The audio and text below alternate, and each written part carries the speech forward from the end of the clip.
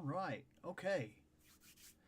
Oh, right when I hit the button, I tend to lose focus. That camera, I promise you, was basically perfect. And then hit that button, and now, wow, of course, that's okay. Let me see if I can't fix it real quick. See if I can't get a better focus. Woo, me, come on. I need a new webcam. That's really a big part of it. So you know what? Here, let me try something real quick before we even get started. I'm gonna deactivate the camera, then I'll reactivate the camera. There, that fixed it for what it's worth. It's not perfect, but hey, my show isn't perfect, I guess is the best way to explain it. Whatever. Who cares? How you doing? If you're here tonight, let me know. Another window shopping. I've been trying to do this every Friday, and so far it's been going pretty good. Just hang out, do the window shopping, maybe open a figure, talk fandom in general. This is my time to connect with people and see what they're talking about and what they're hanging out about and what they're interested in, things of that nature. And boy, a lot has come out. Like, there was a lot that dropped very recently. Like, a ridiculous amount of stuff that dropped very recently. Looks like I already got Sario in here, and he is tired as hell.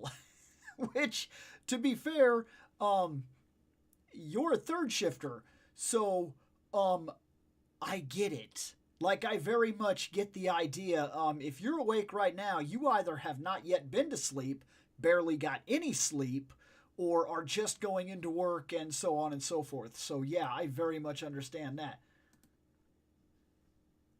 Busy tonight. Busy night tonight. Really? What you got going on, man? You got a big show yourself going on? I mean, you do. You have big shows. You got like 10, 15 something people on all day, all night, sometimes 20 different people in and out and whatnot. And you stream for a long time. Like I get on here, I try to give now on my other channel, I have been known to be able to do a 5-hour segment like a podcast or something like that. But on this, I often get about 2 hours and then I cut out on purpose. I try to make that a standard of this hangout night. That way I don't kind of I don't use up all material and I don't get carried away and like open up all my figures or something like that and have nothing to do later on. But I know you do a lot. Like, very often you do a lot. I've been on a couple of them, so I very much get that. Like I said, there's a crazy amount of stuff that dropped. Like a ridiculous amount. Tomorrow night is my night. Just channel serving.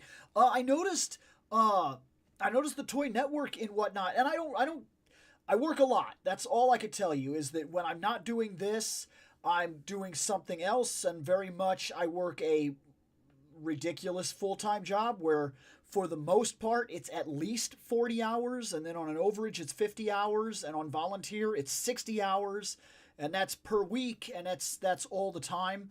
And then most of the time I get home and I'm too tired to worry about things like that, so I don't get on as much as I'd like. But I do see all the comments. That Toy Network is growing, man. Congratulations on that. And it's a fine community, like a legit fine community. I have honestly enjoyed every single moment that I have been a part of it. Yes, I witnessed the hiccups. I was there for the little hiccup that happened not way too long ago. But for what it's worth, I completely understand what was going on and everything. Everybody there has been really cool. Like, I've been very impressed with the entire network and everything, and just hanging out and saying hey and sharing toys, and that's what it's about, right? I mean, that's exactly what it's about. I don't understand getting, how do I put this? And it's not necessarily a call out, but I want to be honest for a second. One of the channels that I used to watch a lot, and I kind of backed off. I haven't unsubscribed, but I kind of backed off, is I used to watch Retro Blasting. But, like, there's a lot of negativity. I very seldom see him enjoy his hobby. And it kind of bothers me. Because, like, what are we doing this for, right? Maybe it's just me, and it could very well. Look, different people are into different things, and I'm not saying that honest opinions are not welcome, because I have had negative things to say here and there about certain situations. Negativity is going to happen in any kind of fandom that you are involved in. It's inevitable, especially if you're dealing with companies, corporations, and money. It's going to happen. But I started to notice that almost every video was leaning towards the negative or the complaints, and I had to get away. I can't do it. I can't have it in my life right now. That's a big part of why I've stepped away from a lot of the things that I used to do, and it's the reason that I've dove back into toys as hardcore as I have, is because like after my dad got sick, I didn't have time for all the negativity. Like, this is a thing that I enjoy 100%, and it represents so much of my life and the things that I'm into, and I just don't have time to tear that down and complain about everything. So it was one of those things that I really did kind of, it's one of those things I had to step away from, actually. And I did actually like his stuff for a while, so it kind of made me sad. Watched a lot of his customizing restoration videos with the last. Yeah, that's where I kind of started with him too. Is like when he was cleaning old toys and like setting up play sets and stuff like that. And I don't know. I don't want to call him out, because at the same time, I think I've seen things with him even recently that have been like, oh, I kind of want to hear what he has to say about that. Like when all the layoffs and everything happened, okay?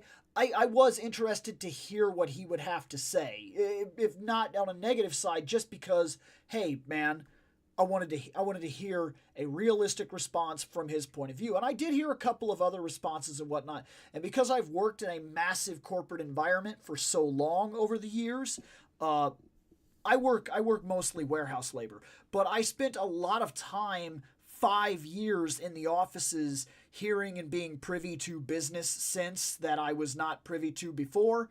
So I've heard how those numbers fluctuate and how people think there's a whole lot of profit, and then there's not actually as much profit as you would imagine there is, because that money is immediately recycled back into routine and things like that to do other things. It's very interesting, but it's crazy nonetheless. Yeah, and absolutely. That's exactly what I'm saying. Is I have purposely avoided certain structures of the ToyTube community. I got a question a while back that said, how do you avoid negativity inside of the ToyTuber community? And I had an answer for it, and I told him, I said, you know what's interesting about our hobby? Oh, I lost focus again. You know what's interesting about our hobby? Our hobby is collecting. And in so collecting, right? We go out of our way to collect. We pick the things that we like and we add them to the shelf. And we pick the things that we don't like and we skip them, right? That's an actual part of collecting. I don't think a lot of us talk a lot about it, but when you're buying one thing, you're choosing not to buy another. When you're choosing one form of a character, you're choosing maybe the one that you really like. It's true that some people, they get into like the Incredible Hulk and they buy every Hulk. But then there are people, a lot of people that are like me. They have a chosen segment of characters that they like. They like a certain X-Men team, and they like a certain style and like a certain vibe. Or some people only do MCU and so on and so forth. Or some people do barbarians, but they won't do like Motu. They do what they consider to be more hardcore, heavy metal barbarian style stuff. And so we pick and choose these things. And I find it interesting that some people will still find themselves lost in the negativity of what this can be. And I said, don't add them to your shelf. As ridiculous as that term may sound, don't add them to your shelf. If you see the negativity, block, mute, walk away, or just don't interact. Because realistically, it's what you're going to add to your shelf as you go through this community in general that's going to make what you get out of it what you get out of it. And I think that's just very interesting, because this hobby is not like other hobbies. You figure excuse me, when you watch a movie, right? That is the movie that you watch, and that is the way that it is. And you can't change what it is.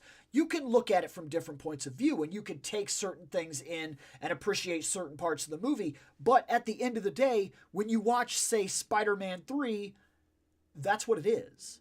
And you can't get away from that. The movie is out. The movie is what it is. And then you could try to like backhand it and things like that and be like, well, I read the novelization or I do that. And that comes into a lot of Star Wars stuff. But like what I'm saying is when you get into this movement, there are certain hobbies which are what they are. They're written in stone. You watch a Star Wars movie, that's what it is. And you could argue for today all the way up until the next 100 years, but you will never change the fact that the movie is written in stone. It is what it is, and we're all either going to like it or dislike it. But collecting is different. Collecting has nothing to do with what it is. If you don't like said Wonder Woman, don't buy that one. If you don't like those Ninja Turtles, you don't buy that one. It never gets added to your shelf, and it never becomes a part of the museum that represents you.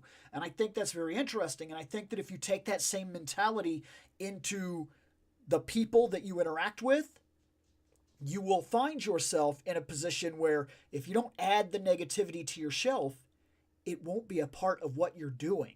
And I just find that very interesting. I find that unique to this hobby in general, to this fandom. And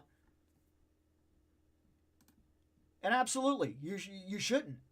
You shouldn't, man. You absolutely shouldn't be dealing with anything like that. You should do the things that make sense to you while you have the chance to do it. Let's see. That's it. Collect what makes you happy, and when something is not bringing you, you step away. Exactly. Let's see here. I'm looking to get Batman the animated series Batman figure, like the. Are you talking about the ones McFarlane is about to do? They're kind of built like in the retro style. Is that what you're talking about? Or are you talking about the more articulated, more points of articulation figures? Because both of them are kind of neat. The ones that are more like a retro thing, they're kind of like a throwback to the toys that I specifically had when I was a kid. Like I remember having the cartoon Batmobile, and I remember specifically having a Batman that was very much like the cartoon animated series variant, like. And then I had that Robin. I know I had that Robin very specifically, that cartoon Robin, and a couple of other things here and there. But yeah, that's actually really cool. I went over that line in one of the last things that we talked about, and said the same thing. As I was like, these I'm skipping on, but even though I'm leaving them behind, this is really cool. It's an absolute throwback to the things that I grew up with, and that's magnificent. But like I said, there was a lot of things that dropped, so. I want to get in here. I want to pull us down like this so that we can go over some stuff because I want to look at some stuff. There is a crazy amount of stuff right now that came out that like we should not be skipping. We need to go look at it. Is what I'm saying. Exactly. Well said. Toy Frenzy. We often bring up collecting habits. We all curate our collections. It's all exactly. So let's check this out because this is actually. I'm gonna move away from the chat for a minute here.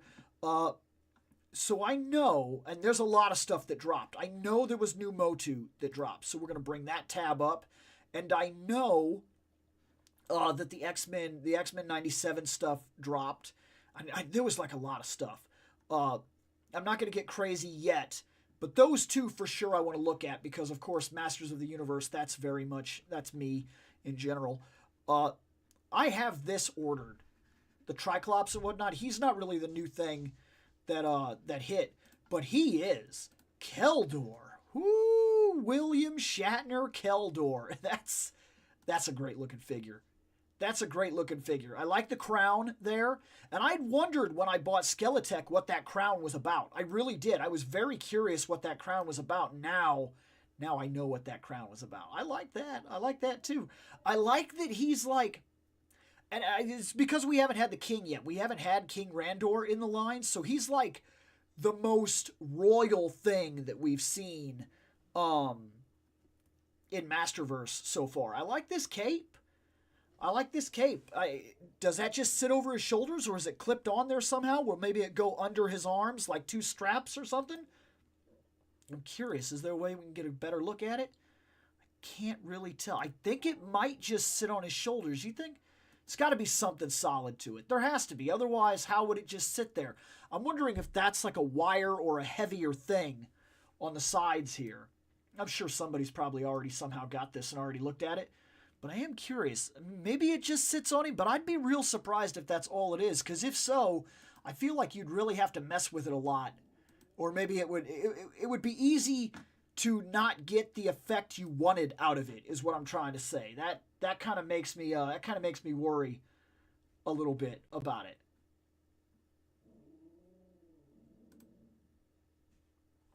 Make sure and smack. uh, let's see. I know it's stupid, but it also comes with an animation cell, and that's cool. I didn't even know that. I missed that when we were looking over them. That it comes with an animation cell. That's awesome. Let's see, dude. I know Luke Skywalker and Captain Kirk are the same guy now. That's fantastic. Yo, it's magnetic. That could very well be. I hadn't really considered that. Would that mean that something on him is metal? Huh. What part of him? I mean, it's possible. Regardless of any of this, he's interesting, and I'm gonna kid him.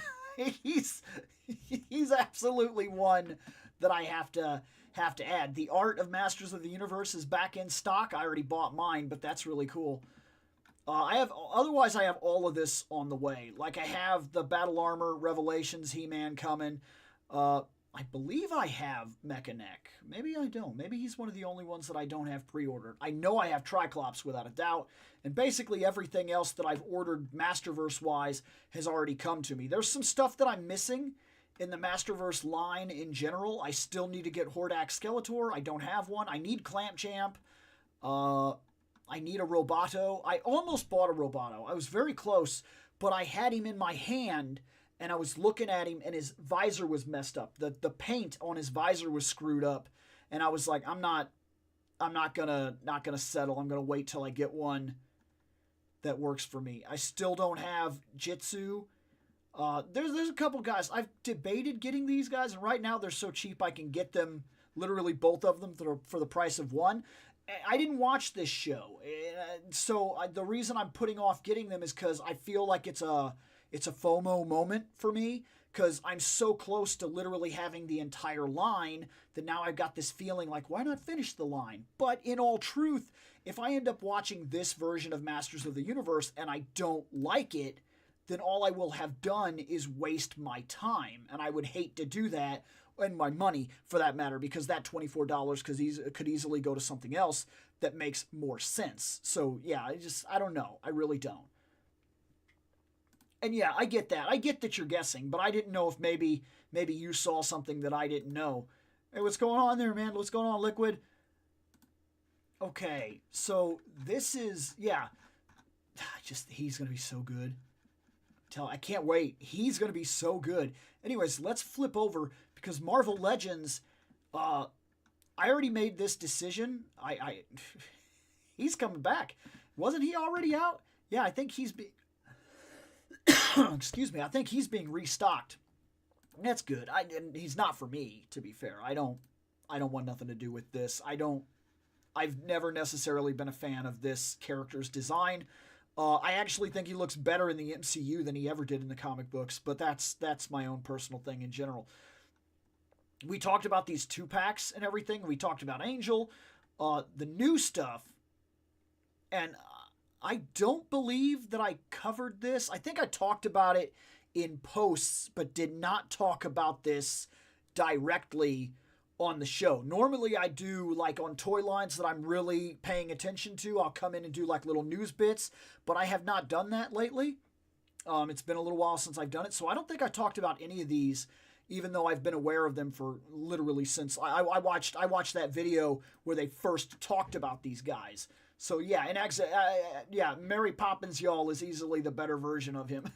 But yes, her I want. And I had somebody somewhat call me out on this, because years ago when I was doing the Keeping Up with the X-Men thing, and I talked about the fact that I'm not necessarily a fan of continual redesigns for the sake of like I don't know what you would call it necessarily. We know how this character originally looked, and I want that. I want that version. I want a toy of that. But this is cool. And I had somebody call me out like, why are you going to get that if like it's not the Goblin Queen that you argued for in the comic books? And I will say, because when we did the comic book one, specifically back when I did that review, back when I was going and reading all the Jean Grey books, I'd said that specifically in the Mojoverse, they used a flashback memory for Jean where she had to confront the Goblin Queen. The younger Jean had to confront the Goblin Queen. And they didn't use the actual costume. They changed it and brought the top further down and everything. And it's not that, and I argued this back with them too. I said, look, I'm not trying to argue to see her. How do I put this? I'm not trying to argue to see her underboob. I don't care about that. But it's something about respecting the concept, the actual design. If you're going to do a flashback to those moments, unless it's a retcon flashback that changes a detail, you should go back to the moment. If we're going to go back to that moment and see Colossus should be basically a giant metal man in a Speedo, and you should not add clothes to him to like more match the style that's going on today, or more match the style that is currently enacting at the time.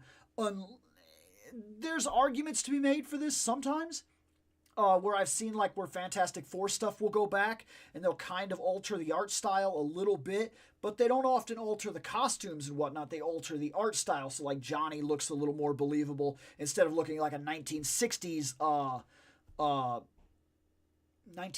teenager, I guess I'll call it. But that's not necessarily, you get the idea. If you go look at the original Fantastic Four books, you'll see exactly what I'm talking about. Is when they do flashbacks to show younger Johnny, he does not look like that in those flashbacks. But you could argue that his costume is always the same, which makes the flashback to the time period make sense. What makes her a goblin? Nothing necessarily. It's not that she is a goblin. It's that she's the Goblin Queen. I mean, that is what she is. She commands like a giant legion of goblin-esque troops at the time. She's actually, and if they do this right, that head sculpt should be the exact same head sculpt that we're about to get on the other Jean Grey.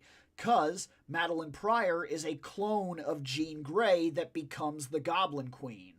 And, yeah. But this looks great. For the 97 X-Men that's coming out, that we're going to get soon, this looks fantastic. Like, this is a pretty good redesign for what it's going to be. It looks like it's going to fit the style of that animation in that time.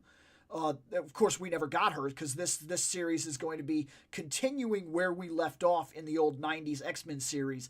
And to me, she looks like she fits. I could believe that Jean Grey clone looking like this, because it also feels like a bit of a tossback to when we got the Dark Phoenix Hellfire Club arc in the original 90s anime as well. It's an animation. It's whatever. You know what I'm talking about. And I also think that this serves a couple of purposes. If we do this figure this way, it could easily lend itself to reuse and easy customization to make that person that I just mentioned. You could make the Black Queen 97 X-Men off this figure very easily with a lot of reuse and slight paint touch-ups. It could easily be done, and it could be done very well. I just think that this loans itself to a couple of things that are going to be real nice for the figure series in general. And this is one that I want. I don't want every single one of these. It's not a thing. I'm not on board for every single one of these this time. There are some of these figures that I'm going to be leaving behind. Nightcrawler is one that I want. Absolutely. It says, this look of Goblin Queen, granted, I don't know what she looked like before this. And yeah, absolutely. So, and I don't see any reason to make her look exactly like the old one, and you get the idea. I think she looks fantastic, and I think that anybody that doesn't know anything about this will do just fine with that Goblin Queen because she hits every mark that she's supposed to hit, and she's going to look fantastic in the new series. She really is. And at least we're finally going to touch on it in an animated series. And let's be honest, when we're talking about things like X-Men, the general public only knows what's given to them in cartoons and movies. And we haven't really touched on some of the crazier stuff in X-Men. We've been very grounded. As crazy as X-Men has gotten, believe it or not, the stuff that you have seen in the movies is grounded compared to what you're getting into if you're going to go comic diving. Let's see. David Bowie looked more human. Yes, he did. Hey, Duchess. Awesome. Hey, how you doing? Oh, no. Funny tie. Dance Magic Dance. I call it a cartoon, I guess, but man, that really went down the wrong pipe. But I would argue that that regardless of that you call it a cartoon or whatever. I mean, I guess anime is a style, to be fair, but like, I don't think it matters that much. That sometimes people will call something like an American anime or whatever. It's really a style, but they're all cartoons either way you slice it. Even an anime is still a cartoon at its fundamental. It's animation. How am I? I'm doing pretty good, except for I just about choked to death. Let's check out Nightcrawler. He's another one that I want. Absolutely. Like, he looks fantastic. He looks absolutely fantastic. I even kind of like this, where they did his face up real dark and everything, and I like the hair highlights and all that. I'm very into this guy. Is that tail, is it going to be solid? Is it a solid piece that we just kind of move in one circle, or is that a wire tail? I'm going to go with it not being a wire tail, but it sure would be cool. It sure would be really cool. He's great. He's going to be the first Nightcrawler I've ever been able to put on my shelf, too. I don't have one. I've never come across one. I was out of collecting for a long time. It's not a wire tail. The more I look at it, it always seems to be in the same... It's wrapped around him there. It's kind of going out, going up, going back and around. I'm going to say it's not a wire tail. I'm saying that it's a softer plastic. You can probably move it around if you want to mess with it. I don't know. That looks... Could we be getting a wire tail? That'll be interesting. I'm very curious of that now. If we get a wire tail, I'm very surprised. But regardless, I want. I've never been able to put one on my shelf. I've been out of collecting for a while when a lot of the really good X-Men Legends hit. And so I never actually got them. Is Avatar an anime? Here's my thing I'll say. It's done in the anime style. And if you consider anime an animation style, then you could argue that Avatar is an anime. If you want to be a hardcore about it, and some people very much are, they're very stuck on their terms, and this is what I see it as, then you could also argue that it's not, because it is not a Japanese animation. But if we're going to track that back and really be anal about the situation, some Japanese animations are not anime. So that definition in its own right is not necessarily true either. So I really think it's just a hardcore opinion thing, and then fans will fight over it because fans fight about stupid fan crap. And it's true, we do. I do. I'm not gonna say that I don't. This, I do not want. At all. Like at all. I've seen people that are very excited about this. And I get it. I'm not telling you not to be excited about it. And I'll tell you this. If I could buy just the head sculpt, which is something I really wish you could do, like in general in these Marvel Legends. I wish they would sell like a head pack. Just a box of Magneto heads, box of Wolverine heads or something. That would be great because like the helmet on Magneto in the 97 line, it doesn't come off. But that would be cool if I could get this head so that I could take it off and then have the Magneto standing there in the costume that I specifically like with his hair out. Then like maybe I could have him hold the helmet or something. That would be really cool. But I don't want to spend. I will not justify a $25 drop to get that head sculpt. I'll just wait. There's bound to be another Magneto that will use that head sculpt that I probably like maybe the white armor Magneto or something like that. That I would be into. Whatever this is about to be, if this is what he's going to look like when he joins the X-Men team, because at the end of the original series, we kind of got hint that that's where we were going, was he was going to join the team. That would be fine if he joins the team, but I'm not buying that. There's no way am I buying that. Let's see. Hey, what's going on, man? Welcome. Looks like a 90s WWF wrestler. Yes, absolutely. I get it. I am not into it at all. Anime in Japan translates to super cartoon, meaning Batman TAS is an anime, X-Men is an anime, RWBY is an anime, Bill Looking at Toys is not an anime, but most of the figures are. And yeah, if you ask a Westerner, all anime must be Japanese, but if you ask a Japanese, anything animated is an anime. So yeah, conflicting opinions. I mean, Japanese call any cartoon an anime. Yeah, exactly. So it's just one of those things that fans fight about dumb fan crap. Yeah, I'm not. This guy is no way. Even actually, now that you just said that WWF thing, I can see him. If I had the runway, I could put him on the runway and have him walking out like that, like you face the master of magnetism. Like, I don't want this at all. Oh no. But I'll say something good about him. The fact that I don't want him, I'm gonna save $26. I don't want him at all. This is one of my most hated costumes in the history of Jean Grey.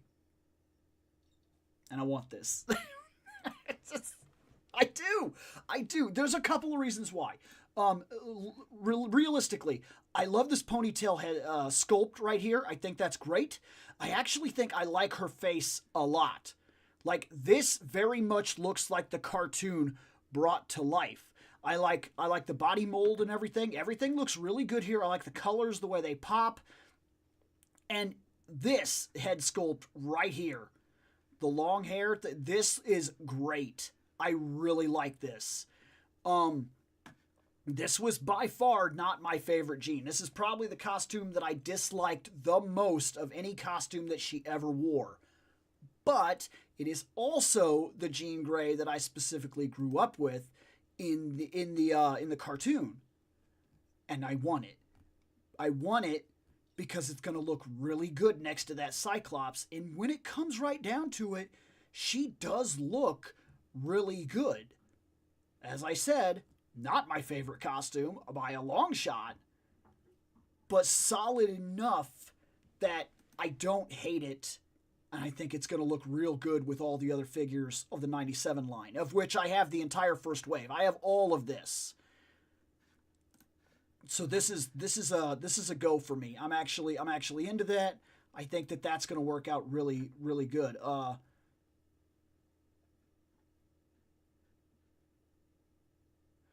Let's see. Yeah, and see right here.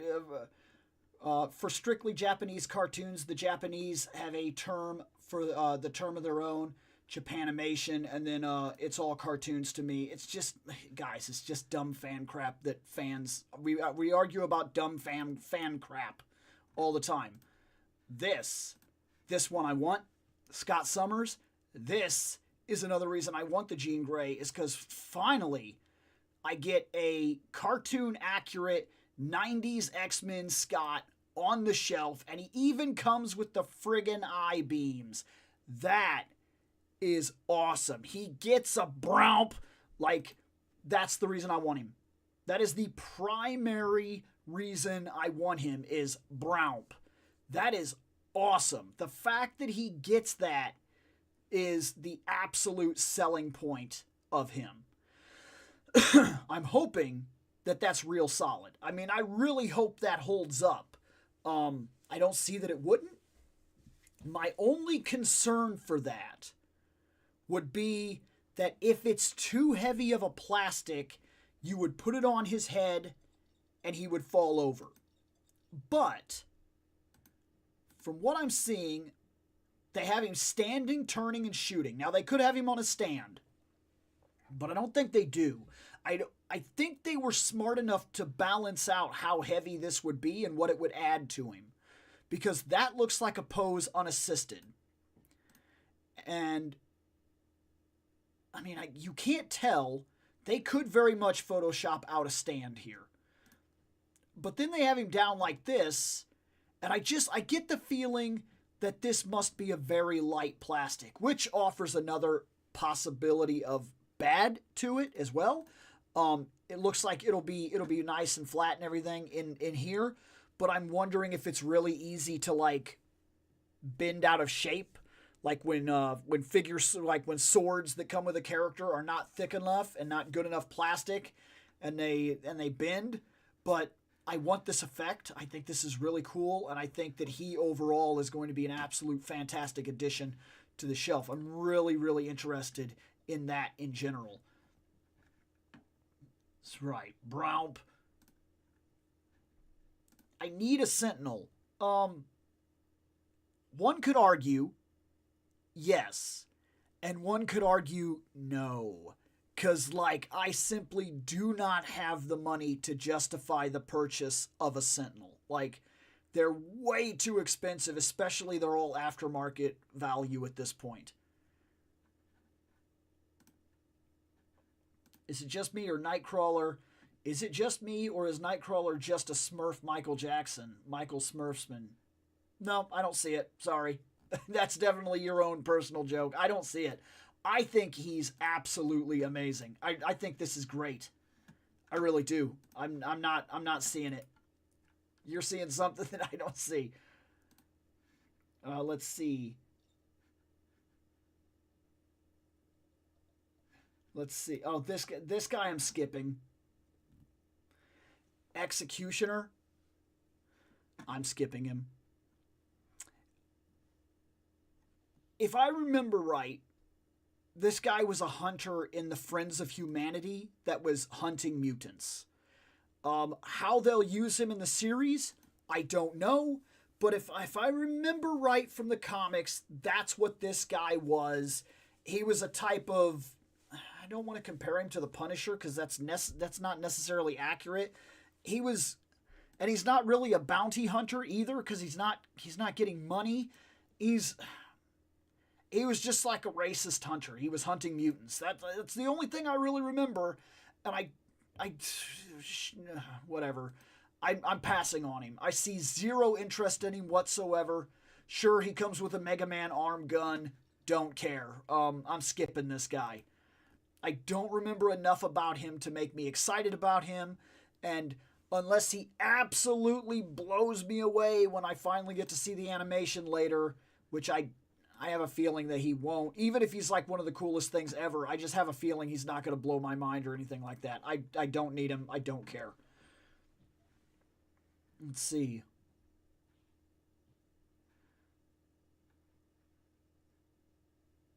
You think his costume looks like the Thriller jacket? I don't see it. Sorry. In fact, this is just what Colossus wore. This red thing here, it's the weird, it's the big shoulder suspenders that Colossus wore. Okay. So, I checked out Motu. I know some stuff that I'm picking up from there. Well, only one thing to add if you want the truth. And I did check all this out. What is going on in the dailies? Ooh. Okay, that's cool. Vampirella is on sale. When I have no money, Vampirella's on sale. Then again, I don't think I would buy this one.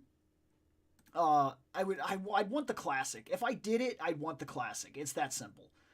I do like the fact that this one has all the blood and everything like that.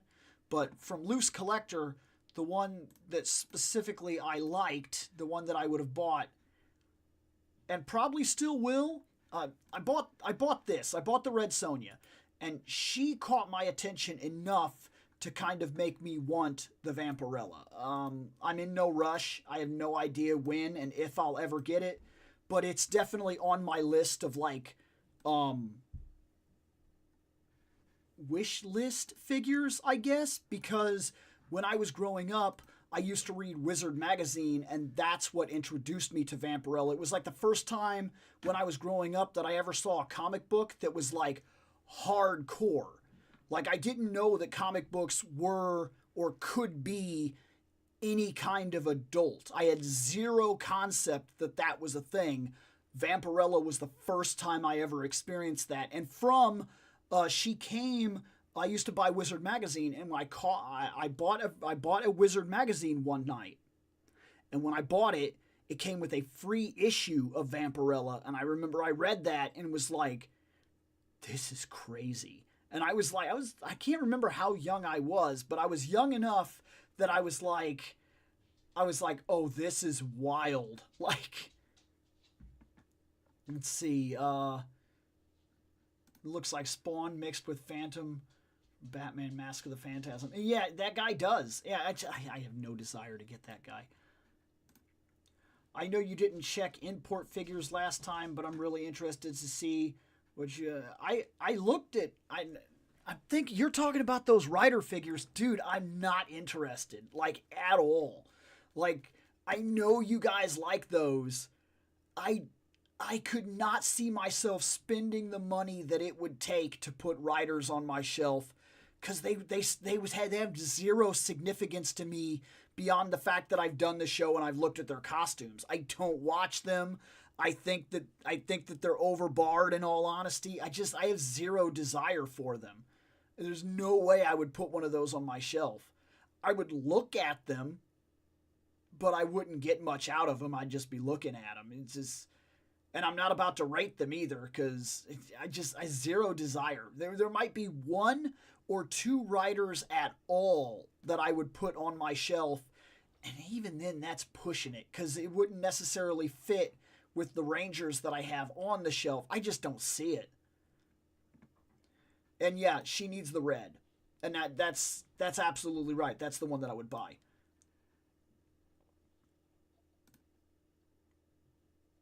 Oh, I never saw that. But I did know. I did know there was a Vampirella movie, but I've never watched that. Now seeing you say that makes me wonder if I should watch it, just because I know that it'll be like, I imagine it's bad. That's the reason I didn't watch it. I watched the Blood Rain movie and was like, oh no. I was like, this is terrible. And it was too. It was really, really bad. Look at that. Look at that. $750. That's awesome. I love it. I love it. Dude, he was terrified. Why wouldn't you be? I mean, her and her brother literally just laid out the entire Z-Force, including Super Saiyans, which were at the time considered to be the end-all, be-all of everybody there. And then she's looking you dead in the face like that. You don't know what she's thinking. Like, you're probably a dead man. And you're Krillin. Like, I will stick up for Krillin 1,000% all day, every day. I will justify why he is my favorite character and why he earns mad respect in the history of Dragon Ball Z. When they made him a joke in Team 4-Star, I'm telling you, they were wrong for doing that. He is far from a joke. But at that moment, had she or her brother decided that they were throwing down, he's dead. He's dead man. He's absolutely a dead man. He can't possibly do it. But you do got to give credit. to the fact that Krillin had an end-all be-all attack that was capable of ending fights far above his ability. Far above his ability. In fact, even as far up as Dragon Ball Super, he cut Goku's skin with the Destructo Disc while Goku was fighting. So Goku was on guard and in combat, and he got cut by the disc, which means that one well-placed disc when the enemy is not paying attention, and Krillin does have the ability to end most people far above his level. It's just that move takes a ridiculous amount of power, it has a hard charge-up time, and it's very slow. It's not an easy move to hit with if you ever hit with it at all. Even some of the greatest warriors in the history of Dragon Ball have attempted that move and not won with it because it's hard to hit. He did. He won, man. He's so won. What about a helmet of the yellow 01 dude you liked? Or the Rainbow Goranger one you also liked? If ever possible, I might send this. So, look, if I was to ever put a helmet on my shelf, real talk, another helmet, a helmet on my shelf, I would replace the Green Ranger one. That's it. That's what I would do. And I would replace it with, I believe, what you refer to as King Ranger and I see as the Gold Ranger. That's what I would put on the shelf. That is still my favorite Ranger ever in terms of design, in terms of his entrance, in terms of the fight that he had. Like, and I don't care. And now I know I'm in the minority this one. And I've tried here and there to explain why I like it, but I like the Pyramid. I do. I'm not about to justify. I'll justify why I like it, not why you should like it. That's a completely different argument, all on its own. You don't have to like it. In fact, I would be hard-pressed to make you like it, in all honesty, because I know how people feel about that. But I loved it. I thought it was fantastic.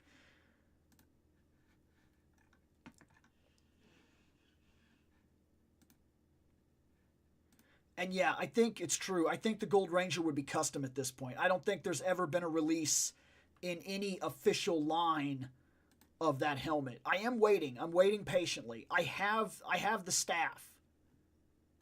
I'm just waiting. At some point, they will release it. I don't know when, but patience has yielded me many collectible items over the years, and this will be no different. It's just the way that I see it. It will happen. It'll happen.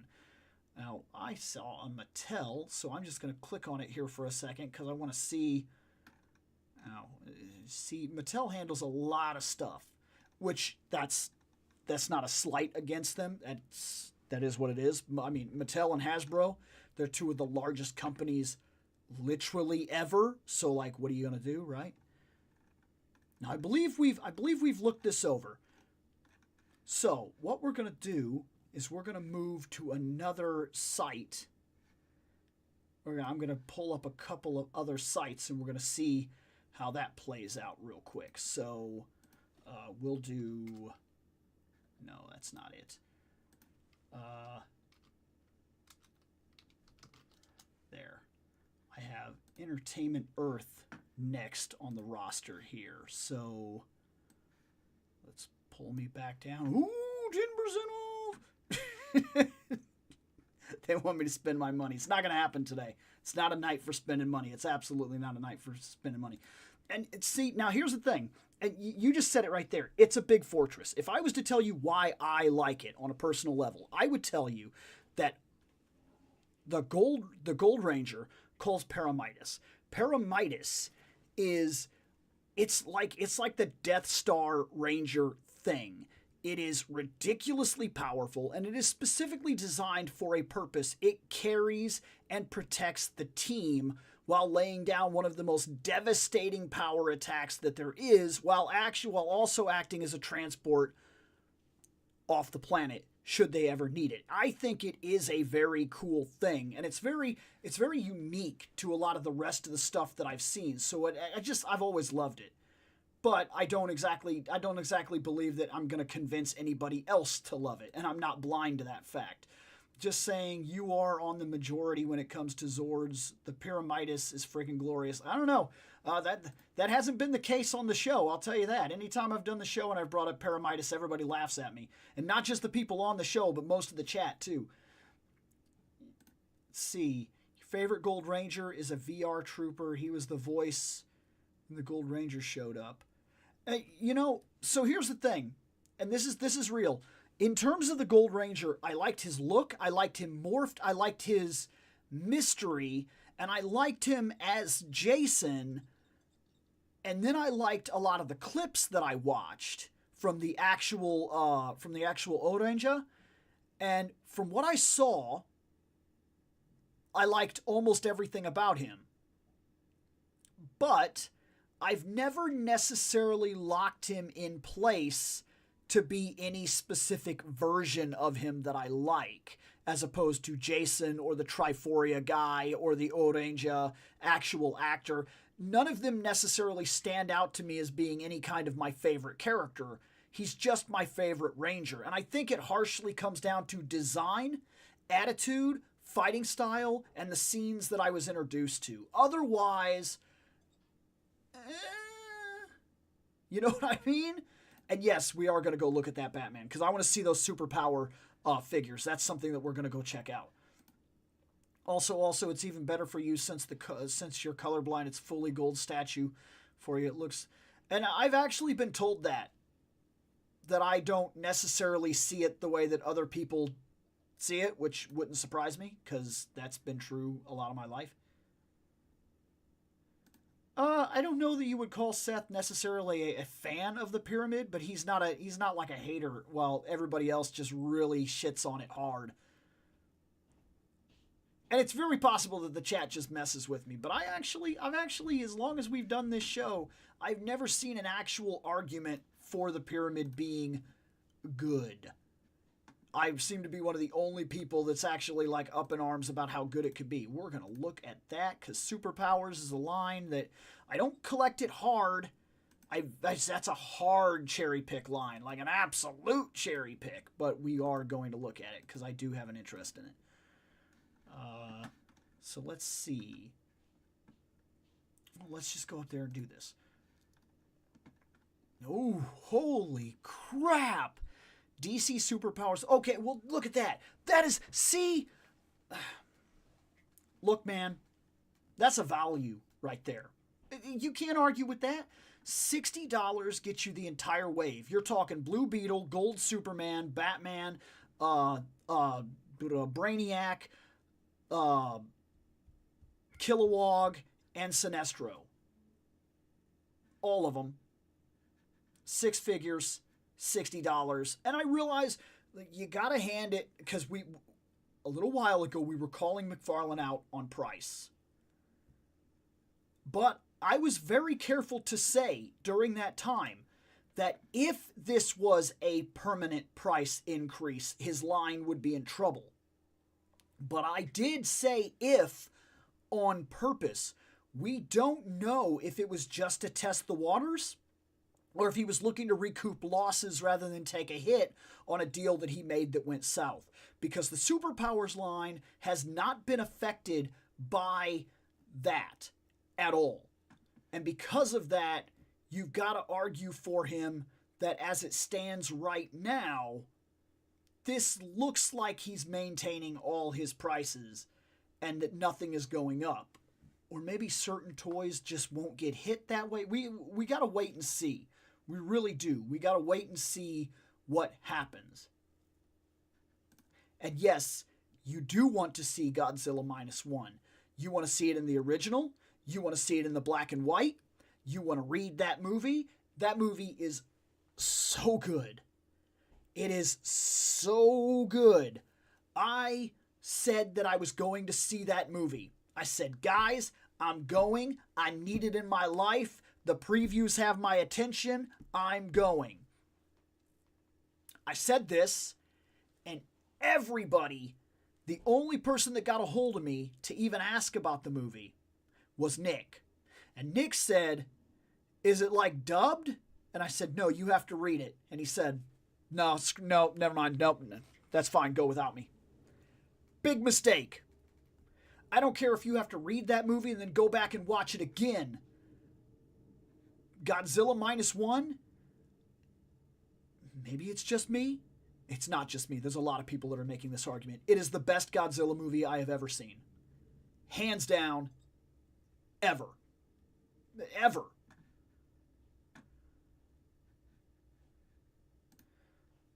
Fun fact, I once made a Ranger based off the Pyramid, and its robot mode was... Rangers are also Zords. So, years ago, I used to go in the backyard and play Power Rangers. That was the thing. We were kids. We played Power Rangers. And we did a storyline in the backyard. We were very little. That for whatever reason, the Rangers' powers were disabled. And there was a set of coins that had never been used that were specifically for this emergency situation. These coins could be tied to replacement Rangers. And when we went out back and started looking at it, we picked it up, and I had like a little book, and we were keeping track of who was going to be who. And each of us was told to design our own Ranger. And back then, I made a Gold Ranger. And specifically, my Gold Ranger, he had a battle staff, like a full-on battle staff, with like the top was kind of like one of those Ankh things. And he had a lot of armor very close to what I actually saw. And it might have been that exactly that I guessed so close to what he was gonna be without ever having... I mean, I couldn't have seen. I was a kid. And yet, all of a sudden, when it showed up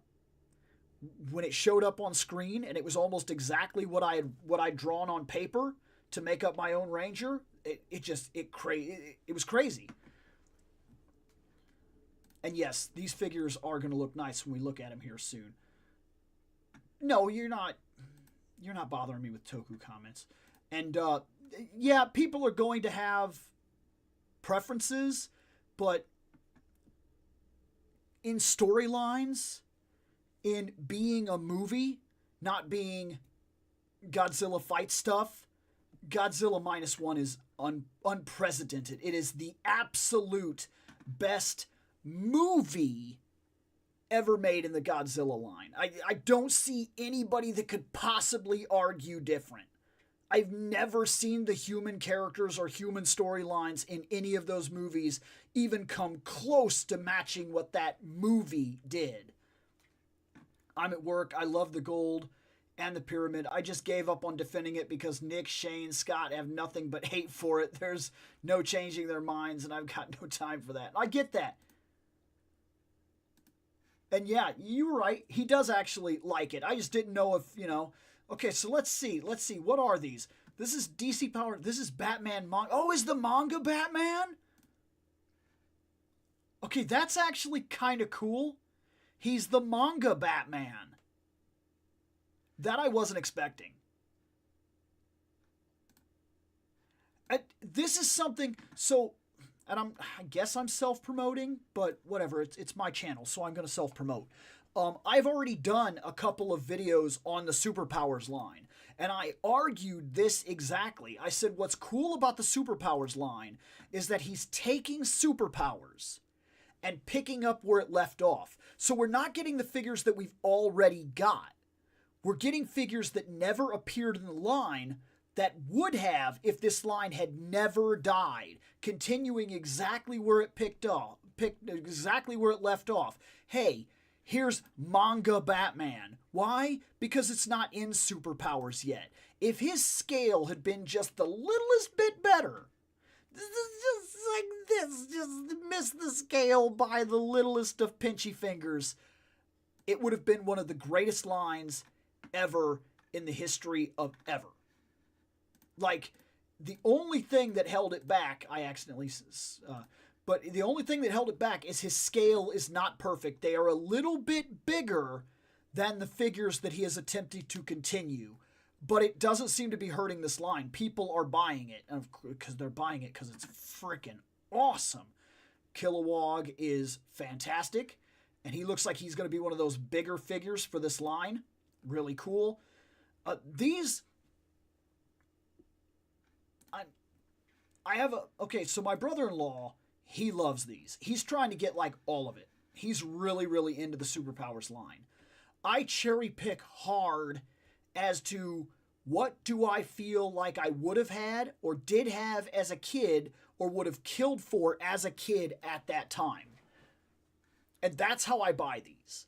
So I don't know which of these I'm picking up.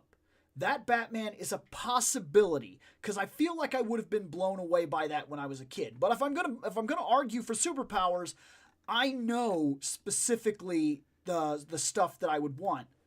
I guess when it comes down to it, this I would not want. I wouldn't care. I mean, yeah, he is what he's supposed to be, but like, no. I always used to laugh at Brainiac, and I still do. He looks so stupid. He's never going to look cool from this variant.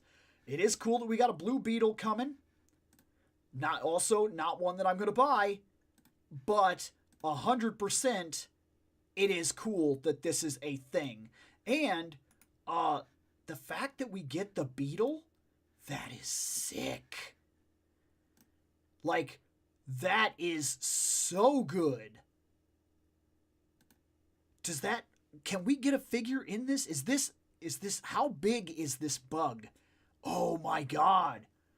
Well, that is awesome.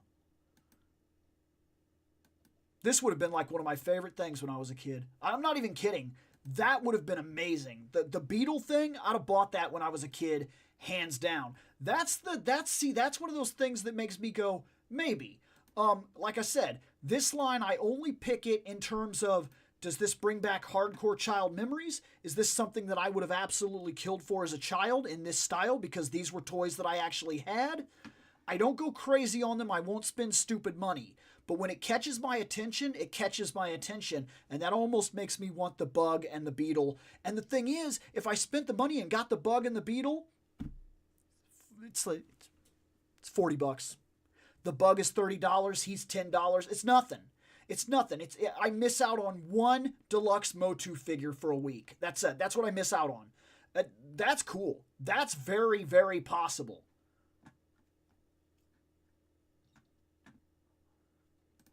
What was his villain called? It was Death something. I don't remember. I remember I kind of read it, but it was very much in passing.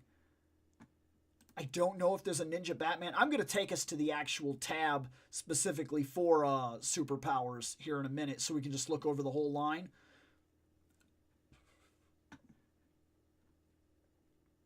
The lightish red shirt. You want all this stuff. Well, Bill, you can though. This is not a line that will break the bank. Look, man, you could get all of this stuff, Bill. I don't think that you would have too much trouble doing it. I love the fact that both the Justice League and the Joker have Megazords. These figures go hard. Let's see here. And this is cool, too. This is so cool. The actual flying skull ship, that's... Look, man. When you do it right, you do it right. You got to hand it to McFarlane, man. He is kicking ass with this. Like, this is a very solid line. He's doing it. You can't argue. For the people that are all butthurt mad about something stupid, let's look up Superpowers. Okay, so the Superpowers line, no, go away. Okay, looking down the line here, I know what it is, but it's so ridiculous. The fact that we even got one of these. But then again, are we surprised that we got one of these? It's a Batman. I would be more surprised if we just didn't get every Batman.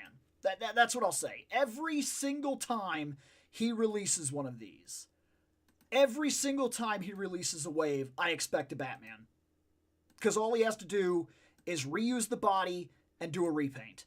Every time. I'm not calling him out for it. I'm just saying we know Batman sells. He sells. He always has. He always will. He will sell.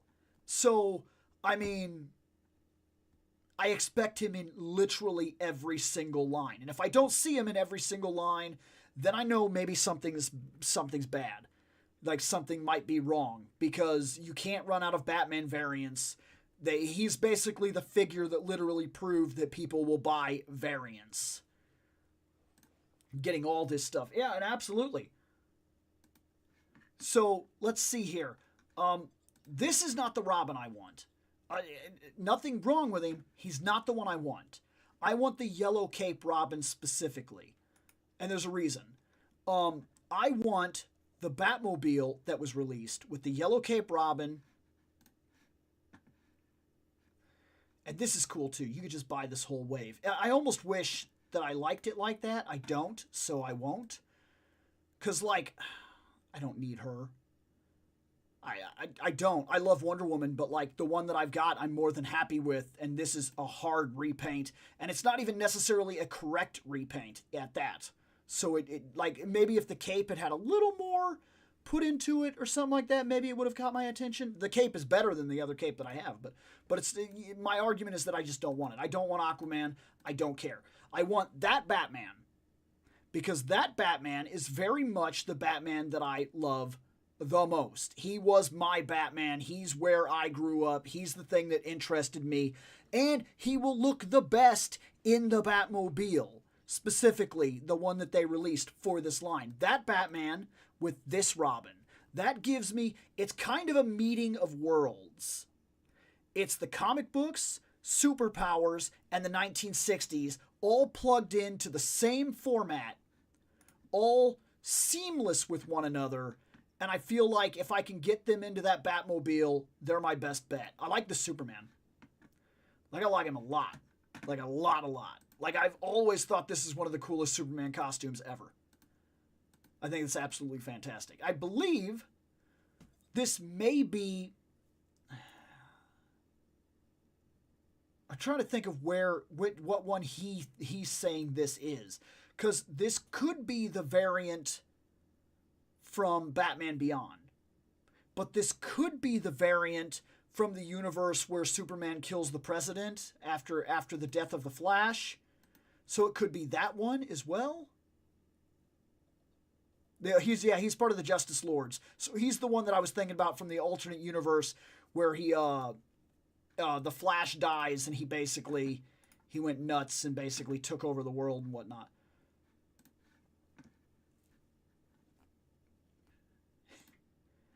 See, we grew up with Water Batman, Ice Batman, Armor Batman. Exactly. What are you going to get? Of course they're just going to release every other Batman that ever existed. Yeah.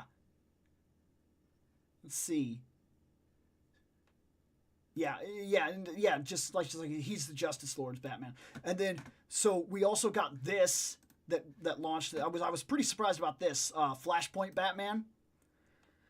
The thing is, only one of these figures that I know of came with, like, an item, so he won't come with a gun, but he can't come with a gun anyway. Even if McFarlane wanted to release him with a gun, DC right now has, like, a no guns rule. Something about their toys, which is actually starting to affect figures in the other McFarlane line, I've heard. He's not allowed to sell the guns. So now that's coming down and causing issues. There is a helicopter, but, like, I don't care. I mean, I guess it's cool, but I personally don't want it. I don't care. This would be kind of cool. Now that I know that they're going that hard into the lanterns, it would be cool to kind of get a lantern set of guys that are like this. So you got Hal Jordan, you got Kilowog, you got John, and you got Sinestro so far. So, like, you could get a good set of lanterns going. And you could get whatever Sinestro you want. You could get this one, or you could get from the Sinestro core specifically, like the yellow lantern variant, which is the one I would want. I would want the one that was more an actual yellow lantern. I think that would be the cooler one on a personal level. And looks like now I'm moving into a bunch of other stuff. But yeah, in the Superpowers line, man, that's absolutely, there's so many. He's kicking ass. He is. He's rocking it. He's absolutely rocking this line, man. Batcopter. And yeah, I think I do. Like, I think I do want to build the Lantern Corps with these cheaper-esque figures. Oh, she's cool. What are you?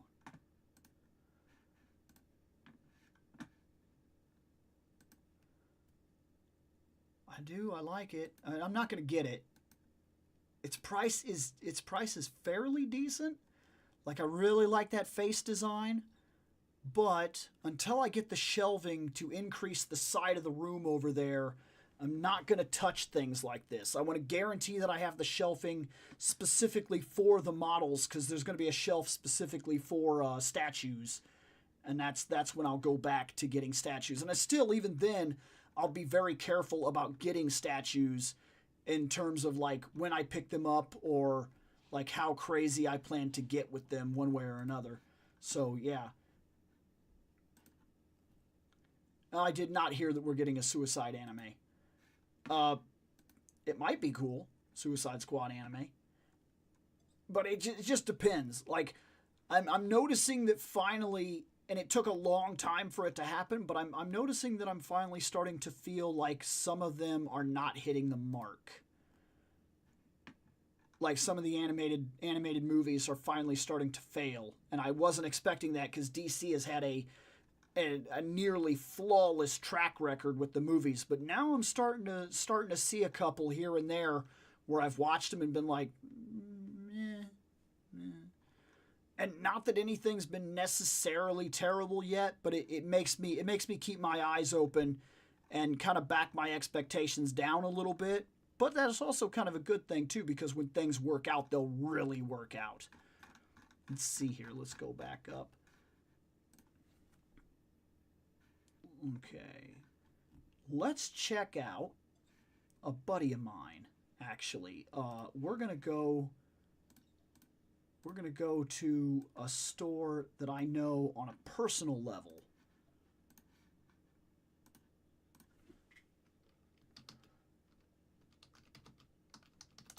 Okay, see if I can find this real quick.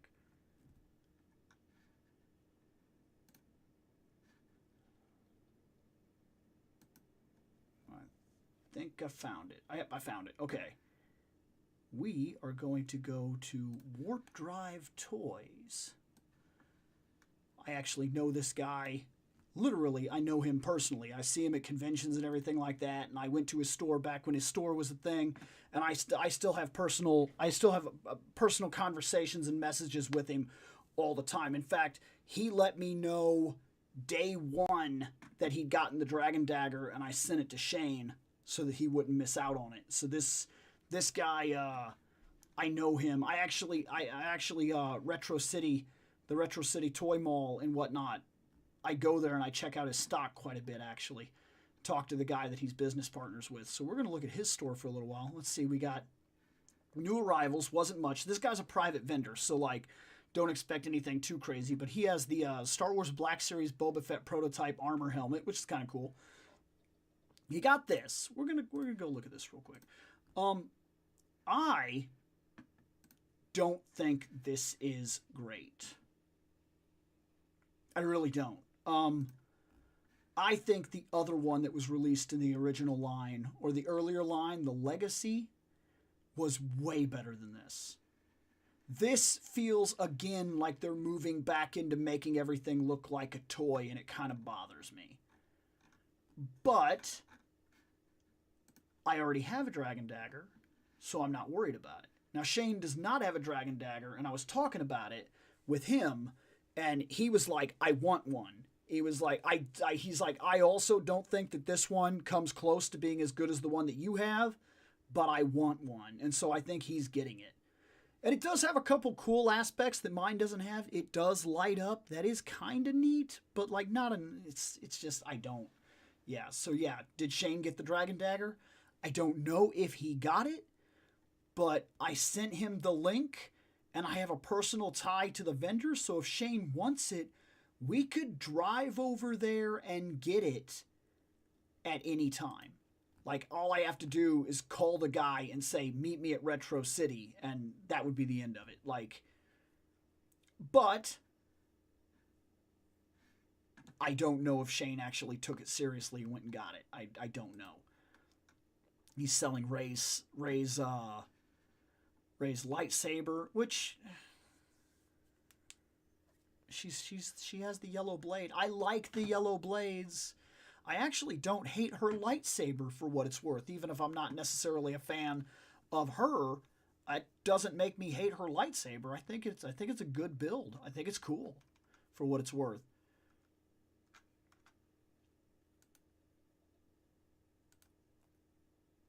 Yeah, okay. New pre-orders available. It's a whole bunch. Let's shop all. Let's check out what we got going on here. We got a sale. He does a lot of Star Wars stuff now, which there's nothing wrong with that. But I don't really buy Star Wars anymore. I just don't do it. Lights up, plays music, lights, but if you cosplay it would work. The Legacy Dagger was so good, Toei asked to send a copy of it so they could repackage it as a super accurate version of the Zyuranger weapon.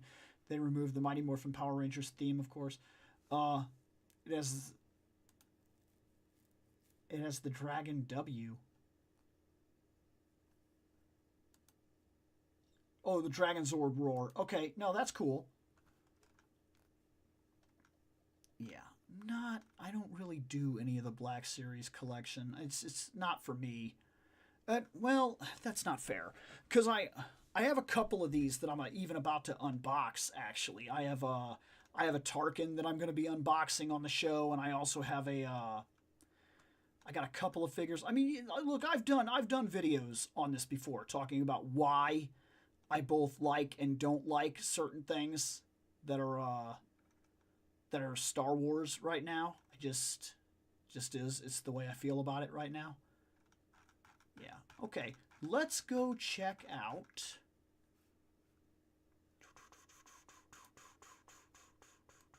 You know what? You know something I haven't checked out? And I don't think I've ever been to this site ever, so this will be the first time that I've ever gone there.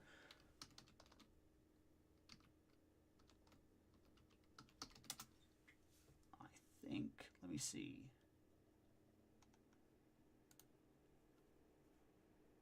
There. We're going to go here and see what we see.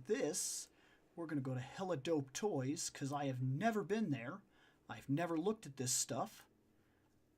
But I've been told that some people have gotten some really cool stuff from Hella Dope Toys, so yeah. Oh man, look at that. Look at the bear. Oh, look at the bear. Yes, fantastic.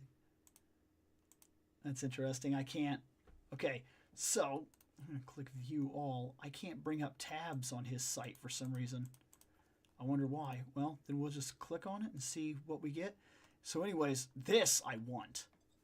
I can't remember her name. Neve? I think that's right. I could be very wrong, but I think it's Neve. It's Mythic Legion's Rising Sun. I love this. You know me. I like barbarians. I'm a fan of Red Sonja. I like Xena the Warrior Princess. This is me. This is me to a T. In fact, I would tell you that this figure's design right here, if I was to go back to ESO and make another Nord, if I was to go back to ESO and put a hard focus on it and actually try to go some distance with ESO again and play it real, that's what I would make. Like, that intrigues the crap out of me, and I think you could actually make it. I think that's something you could actually make piece for piece very close in ESO, and I would be 100% into that. That's it, man. I want that on my shelf. That I want on the shelf. Fantastic. She is unreal. I like this helmet. I think that's pretty cool. I would never use it, to be fair, though. Just like in video games, it drives me crazy when it covers. I mean, I know that helmets are practical. I know that makes sense. Okay, I've argued that in many Ranger discussions and whatnot, where something is practical and then impractical. But for my barbarians, I want to see that face. I want it. I want the hair and the face and the scars and the scowl, and this to me takes away some of the effect and makes it not as cool. Let's see. Did you know we're getting a Conan? I had heard that there's a Conan the Barbarian coming out for the Mortal Kombat game. I don't know what that's about, but I mean, look, if that's real, maybe you have my attention. You have my attention, Mortal Kombat, and you haven't had my attention in years. So let's see him. And if you screw up Conan the Barbarian, if you bring Conan the Barbarian into a Mortal Kombat game and he is not what he should be, we're done.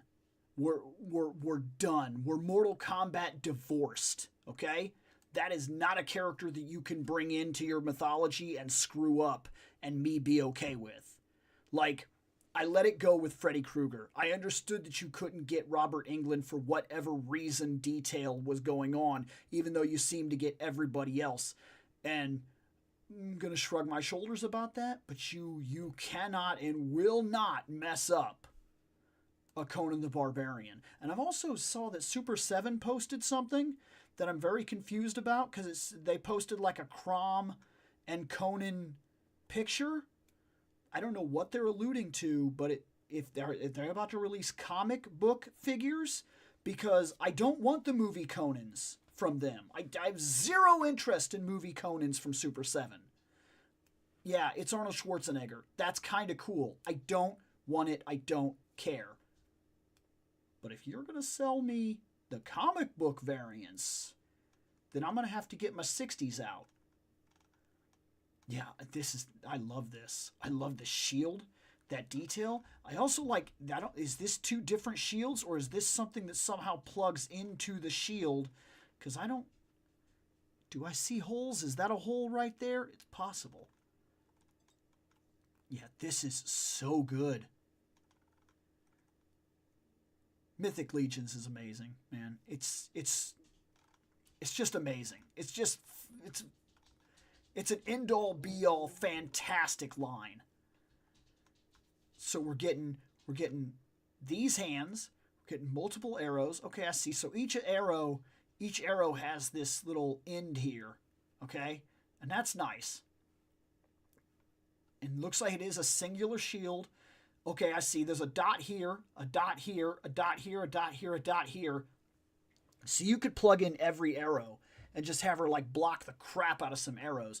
The pads come off, and with Mythic Legions, oftentimes a lot of the parts come off, actually.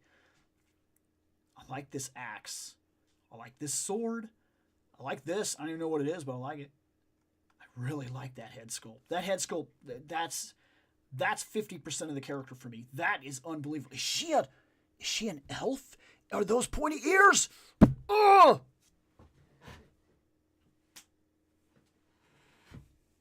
Is she a buff barbarian elf? Did you just take my money? Did you just take my money, Mythic Legions? Is she an elf? Is she a barbarian? Northlands freaking barbarian elf?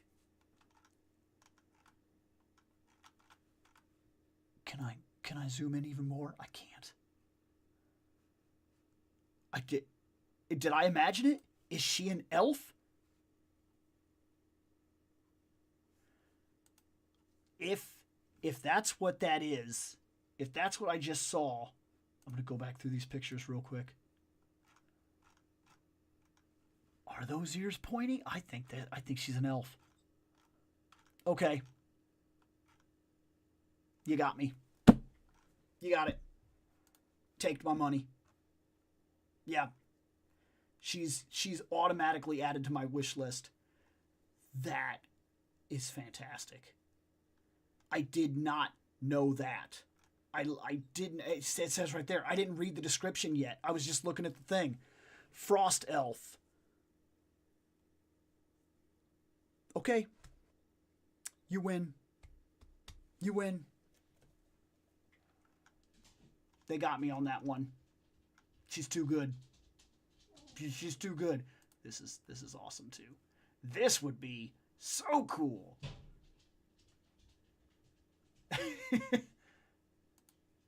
Holy crap, Bill, your ears suddenly got elven and pointy. Dude, you don't even understand, man. Elves are I love elves. Me and Nick have an absolutely double side coin on this one. He hates elves completely. I love elves completely. We are two different sides of the coin on this one. She's a frost elf officially. Yeah, I saw that after I saw the thing finally. Yes! They taked my money. They taked it. They taked it.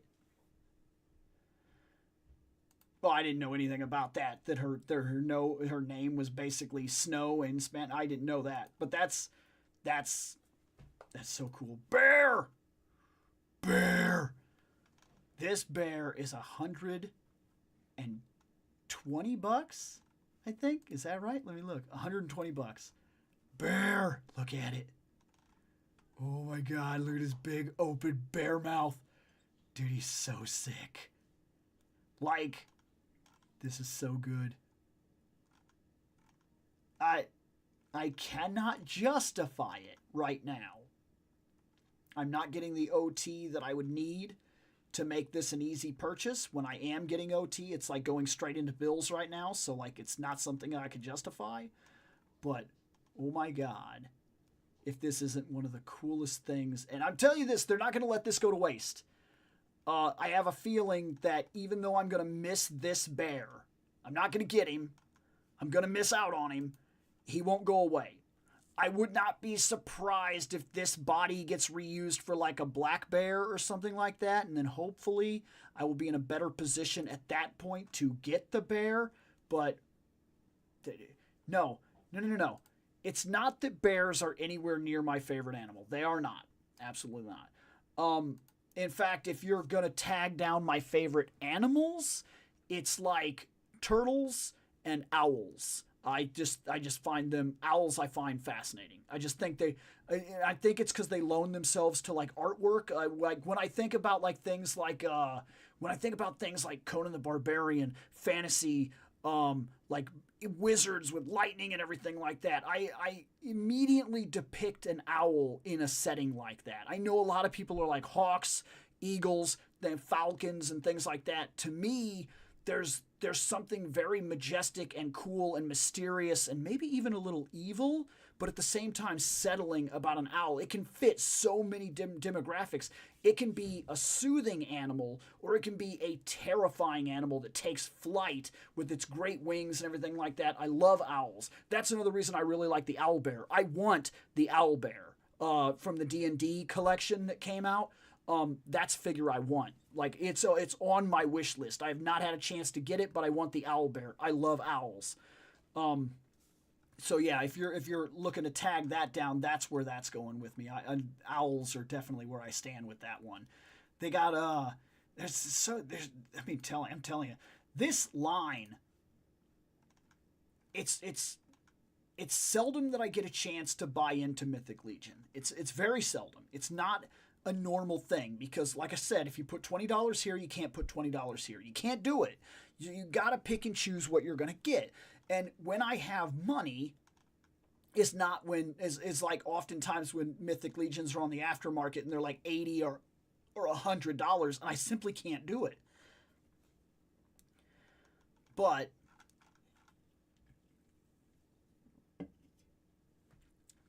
I think in this case, I'm getting in early enough for the first time in a long time to see these as they're launching. And at $50 a figure, and I have to pick something, right? I want one. And one is one, right? And I'd be happy with one. I really would. I'm not going to complain. If you can only get what you can get what you can get. If it speaks to you, it speaks to you. If it makes it the big thing, it makes it the big thing. If I have to pick one, I am picking that Neve character. That elf, barbarian elf, take my money. They got me. They got me with that one. I'm serious. I think on the next, because the way my budget works for toys right now is every paycheck I'm able to put $100 back. That's it. It's not a lot. It's $100. And then I can spend something of that $100. And what I don't spend, I put back into the next circulation of being able to buy figures. It sounds like a lot of money. To some people, it probably sounds like a lot of money. In toys, it's not a lot of money, especially right now. Case in point, he cost $100.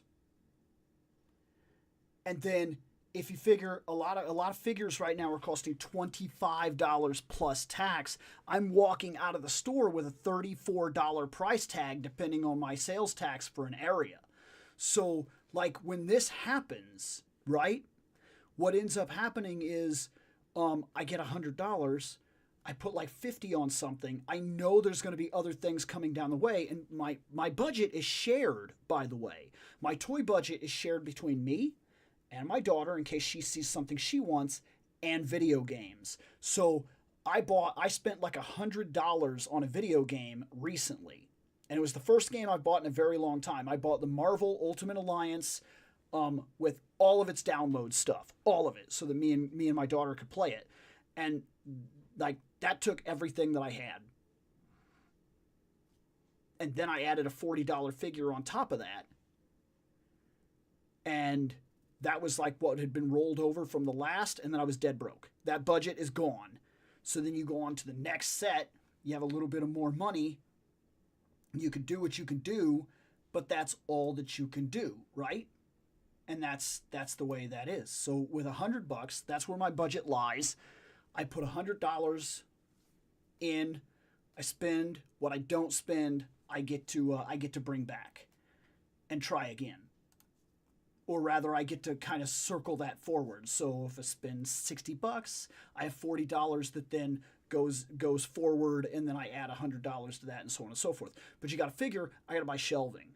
Like right now, those shelves are costing me about $48 a piece, and I got to buy 1, 2, 3, at least 4 more of them to finish out the rest of the room. So that's shelving is costing me a lot of money right now.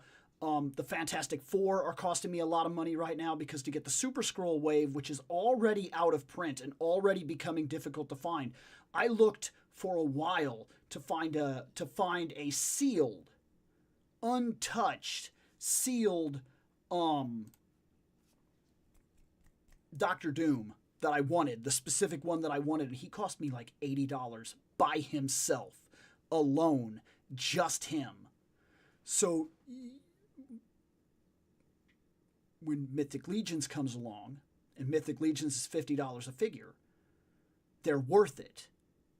But can my budget handle them at any given time? Most of the time, no. Most of the time, I've already spent my money where it's going to be spent, and I end up missing the drop date. So I don't have Mythic Legions, but I'm always interested in them. And this one that's about to hit, I want. Like, I want.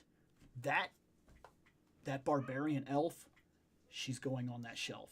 She's going on that shelf with Red Sonja. She's going on that shelf with Vicron. She's going on that shelf with Battle Cat. She's going on that shelf with Gilius Thunderhead. She's going on that shelf with Tyrus Flare. She's going on that shelf. I have time to make the pre-order. This is one I want. This is one I will personally delay whatever else is coming. I will delay it. And I will I will. That's just the way it is. For right now, I will personally delay whatever is coming my way. And I will put that money there. So that's my next check. My next check, my budget is probably going to go to that elf So that's gonna put a couple things on hold because I still got to get Mr. Fantastic and a couple things like that, and I still got a couple books to hunt down and everything. But that's the nature of the things.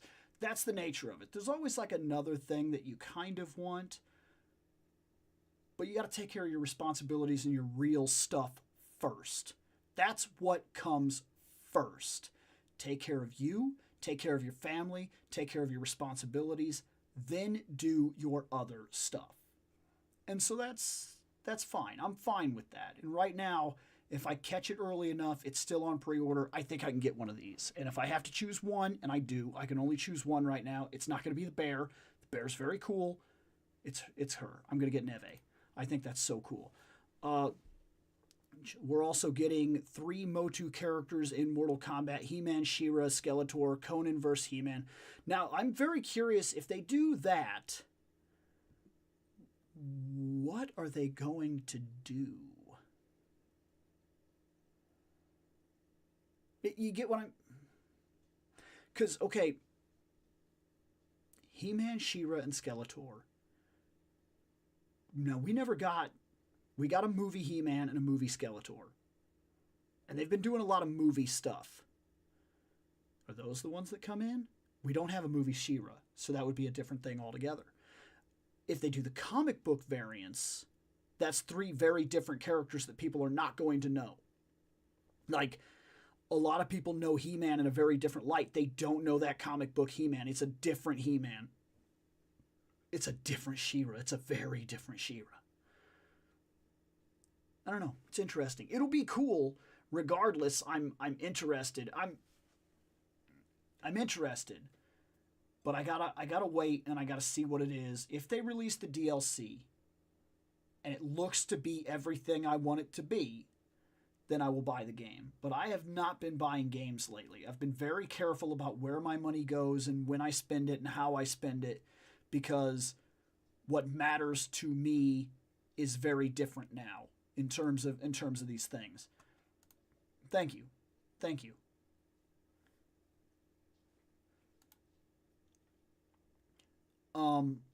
I think they're going with the original cartoon He-Man and Skeletor and the Princess, but they can't. The art style wouldn't. It would look ridiculous, right? Like, I'm not saying that you're wrong. I'm just saying that would it fit the art style? Because I looked at the art style, and that Mortal Kombat looks pretty serious. I mean, you know what I mean? So I don't know.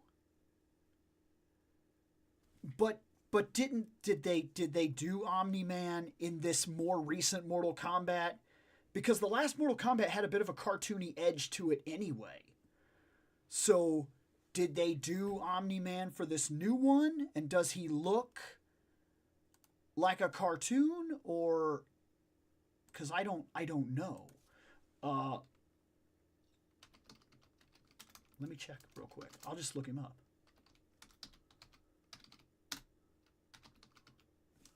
There it is. Let me see a picture of him real quick. Bams! I mean, yeah, he's a cartoon, but no, they sprung for the full package and made it look like J. Jonah Jameson had been cast as him. I mean, he looks like that's what I mean. This is he looks fine. He looks fine. He's been humanized, so he kind of looks like a real dude. I mean, he looks like Omni-Man, so he's a real dude as far as a real dude goes. But, like, I'm seeing him here next to I'm assuming Raiden, to be fair. The 2 characters I'm looking at, they're kind of like sparring off. And then I'm seeing him also next to a Scorpion, and he doesn't look so out of place. It looks like they were very careful about how they did their art style, which is good. That's legit good. And this is for the new Mortal Kombat 1, correct? Which is good, actually. Yeah, it looks, yeah, thank you. Yeah, exactly. Just like I was just saying. Yeah, he looks live action. That's cool. If they can hold that kind of attention to detail and make it seem like he belongs there, because it looks like they were real careful. They kept him exactly what he's supposed to be, but they knew they had to change him enough to get him into this universe where he looks like he both fits and doesn't fit. It's hard to explain. Like, I'm looking at a picture right now where he's like doing like an elbow to katana or something like that. And he looks right, but he also looks out of place. Like, he doesn't look like he necessarily fits the background. But he doesn't look so out of place that I can't get behind it. If that's the level of detail they're putting in, then they probably could go with cartoon variants or close to cartoon variants for those three characters. But then that also brings up, what are they going to do with Conan the Barbarian? Is it going to be Arnold Schwarzenegger? Because not that I hate it, but like it's not as exciting as an actual full-blown, no joke comic book. Like, are we going King Conan? Just Conan? Midlife Conan? The Black Corsairs Conan when he was like with Belit? Like, I don't know. There's a lot of wiggle room in there to play with Conan variants and what you would put in, and at what part of his lineage are you basing him on? The book, the movies, the series, the Marvel run, the Dynamite line? I don't know. Like, there's a lot to Conan the Barbarian. All of them are intricately different in different ways that will bring a different attitude to Mortal Kombat. Do you have any long-term plans for adding to the Star Trek collection? Wes, I do. I recently went to a store not too long ago and I was checking out some of the old Playmates, because that's specifically what I want. Is I want to finish off some of the Playmates line. I want to get a full crew of the next generation, as far as I see them, to line with the ship here. And then I want to get, my next goal after that is to get an original series Playmates crew that can line with the other ship. And then I want to finish those guys right there. I want an original crew in soft good doll figures. I know people like to call them action figures. I'm not so macho that I can't just admit to what they are. They were dolls for boys. That's what Mego and things like that were. And I'm fine with that. I would like those. I would like the in costumes. And I've also been in high debate recently. I have the two Barbie Spock and Uhura. I have them. They've been in box since I got them. I've debated unboxing them and adding them to that shelf. The boxes take up a little more room. I looked them up. Their value never really increased all that much.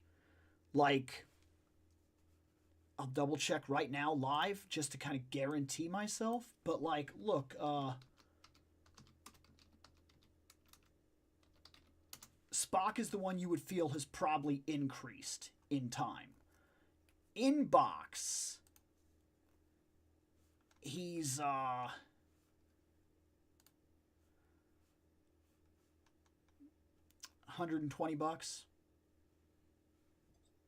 That's in perfect condition. Mine is not even in perfect condition. The box is actually kind of damaged because it did not survive well in the move. And so, like, mine would probably be worth 90.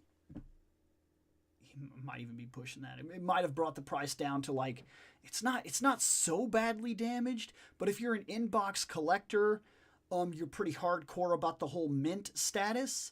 And especially with that not being that old, the mint status is that much more important, because it's not like an old retro toy where the box being beat up is like okay. So like maybe he's worth $90, maybe he's worth $80. And when it comes down to it, price value is not my concern when it comes to figures. I didn't buy them to resell them. When I do resell figures, I resell them at a loss on purpose, because My intent is to sell them to somebody that will appreciate them, not somebody that will flip them or like be like, this is an investment, I'm going to make a lot of money. Like, that guy doesn't interest me. The guy in the community that wants to enjoy figures and things of that nature, he's the one that I'm selling to. And so I'll usually take a pretty big hit, like on Marvel Legends or whatnot. If I come across a Marvel Legends and it just doesn't fit my style anymore, it's not one that I really care for, I'm not asking $20. I'll put it in a bag and label him at like $7, and there you go. I'll put him on my toy table and somebody will buy him. And whoever buys them, I've had people that have bought toys for me and been like, oh, what? Like, do you realize how much this is worth? And I'm like, I realize how much it's worth. But I also realize that it's old, it's not in the box, it's not exactly a variant, and I have no use for it. I could let it sit here and try to get the $50 out of it, or you could pay me the $15 right now and we can move on with our lives. And they're like, oh, I'm not going to argue with it, here you go. And then they move on. But I'm not looking to make money on this. I never jumped into this as a price value thing. This is a very personal thing for me. When I collect, it's for a reason, and it doesn't hold a status in terms of money. And those two figures have been downstairs on the bookshelf for a long time, and I've debated opening them many times because I really don't think that their price values, like, I don't think I'm going to lose anything necessarily. You get what I'm saying? So, like, because, like, yeah, even you can get Uhura for $34. In box, never touched, like a brand new, this is in the box. She looks like she sells at crazy money. I'm seeing that from collectibles, I'm seeing that some people are asking upward of $354 for her, which, I don't know, she jumped. That almost seems crazy. I'm seeing Like News that are posting for $130. I'm seeing other Like News that are posting for $360.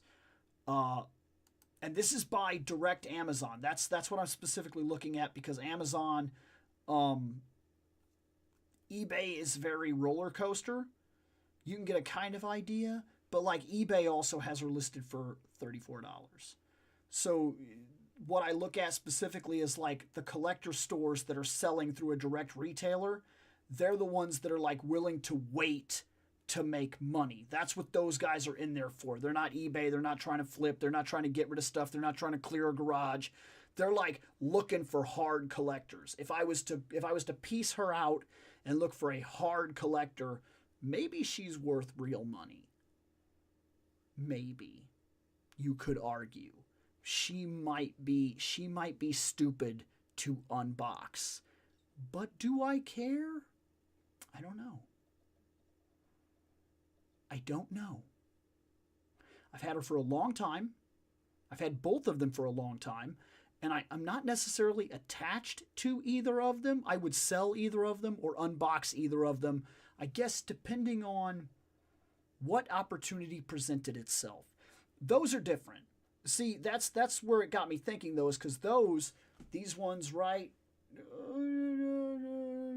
there, these guys, they're from the Playmates larger figures. And they don't fit with the Barbie figures. They just don't. They don't look right. They're not the same scale. But I want to finish them. I want the original crew in the soft goods costumes. I would like that.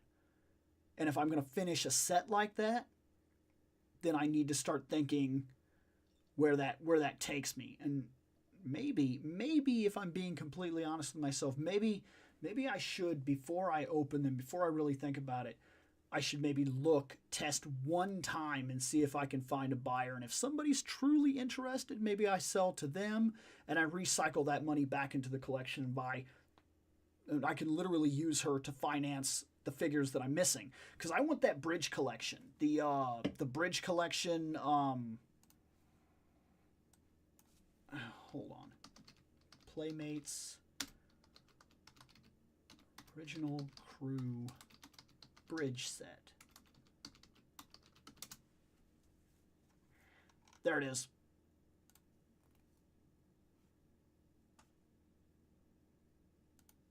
I'll go to this eBay here. And then I'll show you what I'm talking about.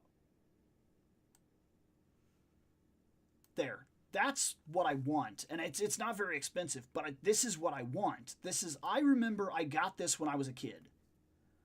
This specifically, this exact set, this. And I used that cardboard bridge until literally I'd torn it completely apart where there was nothing left of it. Like I tried desperately to keep that bridge intact for as long as I could. I loved the idea that this was a thing. I played with this all the time. Like, this was one of my favorite toys ever. And it has everybody. Everybody has a decent enough likeness. Like, Kirk looks like Kirk. Sulu looks like Sulu. Like, everybody looks decent enough. I don't think it's perfect, but I think it was decent enough. I used to hate Uhura, by the way, because she would not sit down. She just won't. The way they made that figure, there was no give in the legs because of the way they do the skirt. She would not sit down. But I had this. I had this exact Bridge Crew thing, and I've wanted it back for years. I want this. I want these figures specifically standing underneath the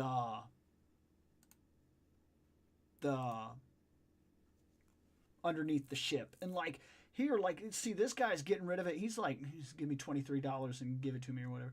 But then this is also bids. I'm seeing people are bidding on this. It ends in 19 hours and whatnot. So that's a very different kind of idea. This guy was hoping he would get something out of this, and he's not going to. Other people are asking for direct. They're like, hey, give me a direct amount, and like they're asking for about $60. So like that, I think, is okay. I think I'm fine with that. In all honesty, I think I'd be fine with that. I'd buy that. And if I'm going for exactly what my goal is in terms of current Star Trek collecting to finish off what I want on that shelf, then that's probably where I'm sitting. Yeah, a Worf Barbie. I don't know. It was pretty good, man. You got a habit of showing up like right at the end, don't you? Like, you show up when there's like 10, 15 minutes left or something like that. There's nothing wrong with that, though. You can always catch up. You can always say, hey, we're not too far off from coming back. The first episode is, we already know what it's going to be. And the second episode is already in planning. So we know what that's going to be. And then the show, at that point, I already made the master playlist for Fandom Night. So off the master playlist, I'm going to start taking videos that either need fixed, like put back together and made into one video. Any video that needs to be fixed will be put into one single play and then posted as a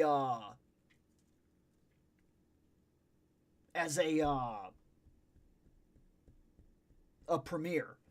And that way we can have the old videos that go up, and the whole crew will be able to talk live in the chat with all the fans that come in, and we'll be able to say, hey, like, you know, like this is how this was, or yada yada, or this, my opinion about this has changed. And sometimes it has. Like, I've listened to some of the old episodes and been like, I don't really necessarily feel that way anymore, you know, and then sometimes it was very much because we were in a certain place when we did certain episodes, and it's just the way that it is. But some of those episodes will be reposted. The ones that were broken into segments, they will be made into full videos and reposted as premieres, and then there'll be, of course, videos that you can watch anytime you want. And then certain ones will be no, I don't need folders right now. That's something that we have coming up that we're going to be talking about, is the folder dives they're dead for a while. They're dead. we will come in and do very specific episodes for Folder Dives, but as it stands right now, the crew is horrifically burnt out on Folder Dives. And when I did the master list, I found out exactly why. I mean, we have been doing Folder Dive videos for years. And the very notion of doing those videos right now is just crippling. Like, nobody wants to do them. We have a couple that we're going to do, but only when we're in the right mood to do it. And we have some things that we're going to focus on. And we have that there's an entire thing in the background that's taking place right now. Shane wants to do something completely different. He's completely done with folder diving. He has a whole new thing that he wants to do. He's going to be in the Fandom Night episodes. There's going to be a lot that's going to be... when Fandom Night comes back, there's going to be a lot that needs to be addressed and a lot of new stuff that's going to take place. There's an entire RP segment episode that's going to be happening where we are going to do a literal D&D campaign, like a one-shot. We've already got a lot of the stuff set up for it and everything. We got, what? I never expected that. Thank you so much. That was, you just blew my mind with that one. But we have a literal RP thing that's we're gonna do a D&D session because it's been asked of us before, and we're gonna do one. Wherever that leads us, if it turns out to be a more regular thing, whatever. If it does nothing, it's a one-shot episode. Everybody had fun. We have streams that are coming up that are going to be gaming streams. So that's going to be something that's going to happen. We have a first episode that's going to be a mass reintroduction to Fandom Night, what it is, and what the hosts are currently interested in, and where their lives are. We have a oh man, there's really so much. Like I said, there's gonna be a whole new segment for like hangout streams and stuff like that, like video game, like Let's Plays that are going to include things like that. We've also debated the idea of doing like possible hangout nights where the stream would be a little later, but we would do like Jackbox games where we open the room up, give the code out, and the fans jump in and do all the votes and everything alongside us, and we just go crazy. We thought about like we're bringing back a lot of the Fandom Night stuff that had died, the things that we want to do, and we're in mass discussion right now. Nothing is 100%, but we know for sure that we have to relax a little bit on the folder dives. Now, we have some that we are set to do, but a lot of them are put on hard back burner. And if they get done too early, there are people that simply will not be a part of them. Like Shane has zero interest. I mean, I can't stress that enough. Like he's not the only one. Nick also is completely dead on the folder dives right now. They're not catching people's attention. They're rough. And yes, Seth, that was the first one that ever happened on this channel. He is the first person to ever super chat. I did not expect it. That blew me away. That was crazy. Thank you very much. You just kind of blew my mind with that one, man. You really did. That's awesome that you actually picked up a classified scrap iron. That's legit awesome. Let's see. By the way, I didn't ask to say you should do this and this. No, you misunderstand. This is not like a, oh my God, how dare you. Absolutely no offense is taken. I completely understand because we did have a legit problem with our transfer the last time we did. And like, so like you'd mentioned this like fandom radio thing. There's like, this is something that I've been testing out on my channel, getting things in the works for this. Like, you notice how I've been able to bring you up and into the show directly while we're talking. I can field your comments on the screen. That's part of what we're going to be doing with the new show that brings the fans in directly. So when you guys are rating, when we're talking, if I can step back off the cast for a minute and actually field in questions and make everything a part of what we're doing, that's the point of it. So this is going to be something that we can do in live time while we talk, and while we're able to drop in and out of certain conversations. We'll be able to do longer shows. If we choose to do longer shows, we'll be able to do some serious shows when we'll be able to cover a lot of different things. It's going to take time to figure out exactly where we want to go. We are still debating exactly what we want out of the show. Like, because we don't know. There's a lot of things we don't want to leave behind, because we were talking about stuff like you can't quit Sentai.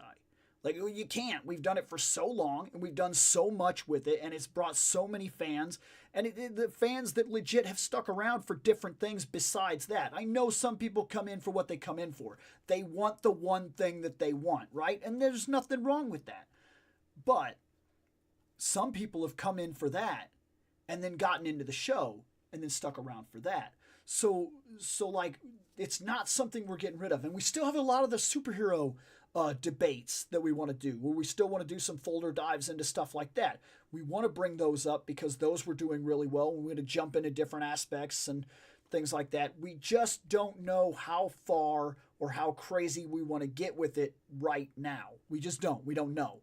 But it's in debate. There's a lot to talk about still, and we're still kind of fighting with ourselves about what stays, what goes, what makes sense, what works, what doesn't, and what we've had the most fun with. Another thing that the premieres are going to do, they're going to be very important. I'm not kidding when I tell you these premieres are going to be important. When we recut the episodes, there's a reason we want to do it. Some of the episodes that are being recut are not like, oh my God, we got to edit it because we're scared we're going to get canceled. Whatever.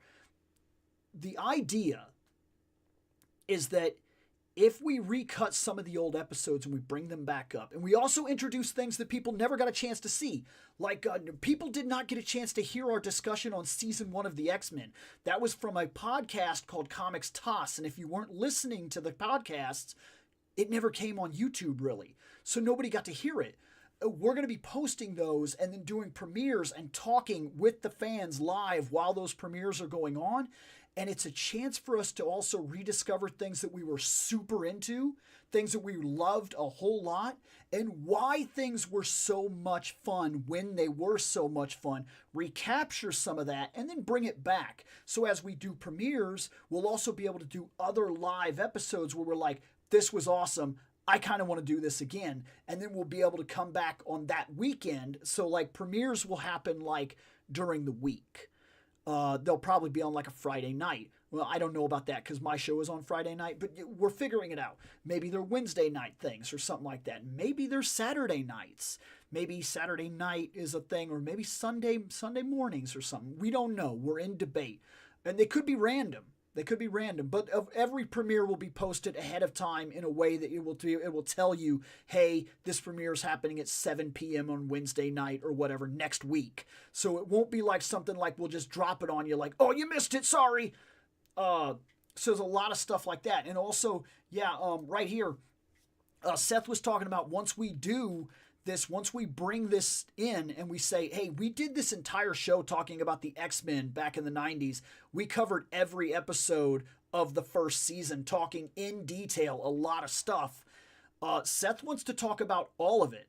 He went back and he listened to those episodes and he was really into them. We were having so much fun. It was a very different time. And we want to do it again.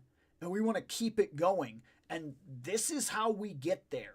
is we bring all these things that made the show what it is, run the premieres, get people on board, have people understand what we're going with, and bring it back to us so that when we bring out the next wave of content for this year, when Fandom Night comes back and hits and goes this year, we want, and this is exactly where I'm getting at, this guy right here. This guy right here. He's what we're talking about. We want this again.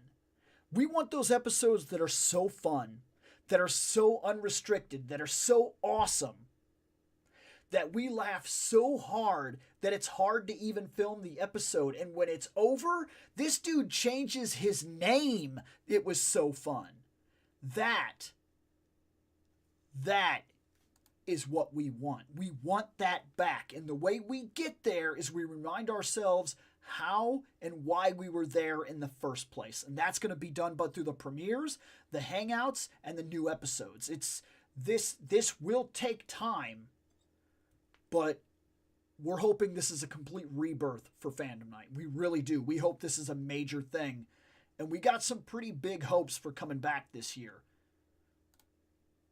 And I don't see this shutting down entirely.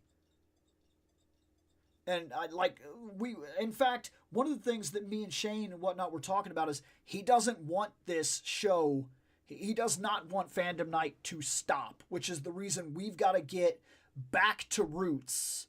And we've got to kind of remind ourselves why, how, when, where were we here? Why were we here? Why was it so fun? What were we doing? Yeah, it's true that adult life happens, but adult life has never stopped us from having fun.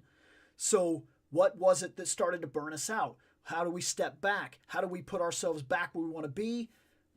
We have already talked about it, that the show should not end. Seth doesn't want it to end. Shane doesn't want it to end. I don't want it to end. We've been doing this for a long time. Like, we don't want it going away. And so the biggest thing with that is to kind of push it back to what it used to be. To really focus hard and not do episodes because we have to. I think that's a big part of what hurt us, is we got into this bad rolling fiasco where instead of like, we used to be very random. We used to be like, hey, Batman today, for no reason. Like, and then we just do it. Or we're talking Bruce Lee all day. Why? Why not? That's what we're doing. That's the episode. And so, like, we need to get back to that style where we just do the things that are super interesting, that have the energy to make good shows when we have the energy to make good shows. And it's going to be fantastic. Like, I really do. I think if we run this is if we do this and we do this right, it's going to be really good and it's going to be really worth it. So we're not going away. I know that it sounded iffy there for a second, and I know how it sounded because I was right there like, man, this feels like the end of the show. Like it felt like it. When we left for this break, it scared me a little bit. I didn't know if we were coming back. Like, because I was even talking to the guys and I was like, that sounds really negative. That sounds like nobody here is on board for another round. And we talked. We've had a couple of different meetings. We've tried to hang out and tried to figure out like where our mind is and what we're doing. And Shane went and bought all new equipment. Like, he got a microphone and whatnot, and he got a webcam so that when we have to do, because it's true, we're gonna have to do a lot of episodes on things like Discord and Google Hangouts and things like that, things that we do not normally do. So it's going to be a whole new kind of thing of getting on board and making the show work in a whole different way. But we can't lose the show. And so he went out and he bought new equipment and whatnot, and he got his room set up, and like he's ready and we're ready. And it's just a matter of getting things on board now, coming back and doing it. Let's see. Thank you for the shout out. Loved how I had so much fun with Tokuger, and when they said I was a real fan, they dropped the rail fan. I just knew it. Right. I remember that moment. I said, that's a rail fan right there. And like him, like, this is so cool. Like, he discovered this, like, this this freaking episode drops on your birthday and it was one of our best episodes and like you had so much fun, this kind of stuff, man, this kind of stuff, this is what we got to get back to. We got to get back to, and this is going to help too, being able to bring up real shout outs in real time and bring you guys into the show, because that's another thing we've always wanted. Now we've done the show all live now.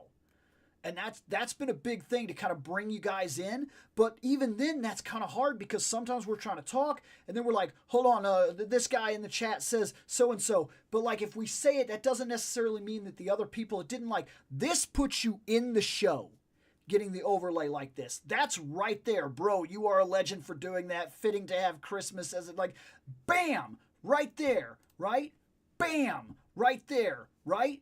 That's what I'm talking about. That puts you in the show. That's going to be a whole other level where we also start talking about, hey, what are the fans rating this crap? And we can actually go down and dink, dink, dink, dink, dink, dink. Like, that is going to be fun. Like, and that's going to be one of the biggest parts of bringing Fandom Night back this time, this run, this year, is fun. We got to get back to the basics. Why does the show work? It works because it's fun. It's fun. It's funny. It's stupid. In a lot of cases, it's stupid. And it should be. It should be, right?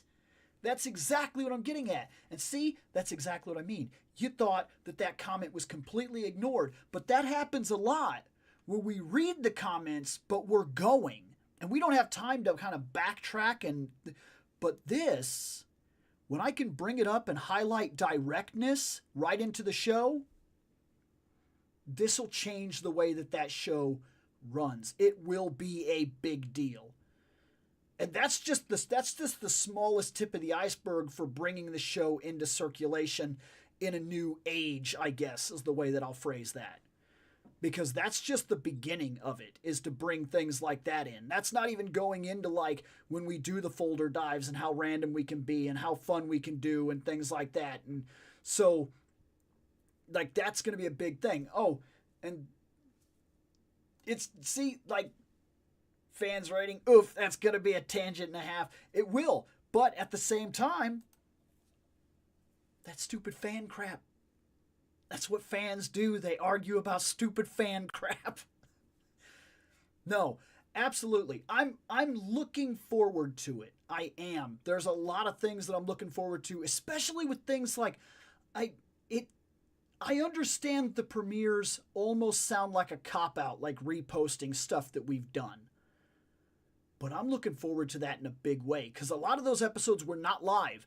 And a lot of people discovered us way late, and they don't know some of the stuff we covered and some of the stuff we did. And some of the podcasts that got lost, like because the podcast network shut down, we lost hundreds of episodes, maybe thousands. You want to get true about this? We had 9 shows at one time. 2-hour episodes, 4-hour episodes, 5-hour episodes that... And like the what's ups and all these things that ran for a while that all kind of, like those episodes are gone. Like they're gone. We lost hundreds of episodes, but Seth is finding episodes here and there that we can edit and put up as premieres and get back on, and also get people understanding like where we came from and why we have certain interests and why we're interested in things of that nature. A lot of that stuff can come in here. It can be a thing now. And I've seen some of those while you guys are going crazy about that. Right. See, and like that's one of those episodes that will not be a repost and it will not even be a premiere. It doesn't need fixed. But like some of those episodes, there's like ones that are like, they're supposed to be like 3-parters. They should have been a 3-hour episode, and for some reason they were broken into 50-minute segments. Those are going to be fixed. Those are going to be put back into one solid play-based episode. Watch it when you have the time to watch it. Like, or just listen to it in the background or whatever. Those things are going to be fixed.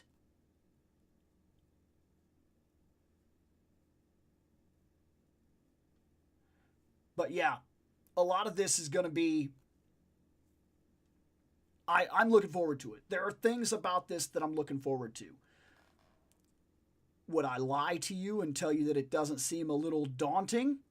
It seems like this year could be a task, because getting back to basics is also a lot of work. It will be very interesting to see how it works, how it goes, and who all I can get on board to stay at the energy level that I need them to stay at. And a lot of people are gone.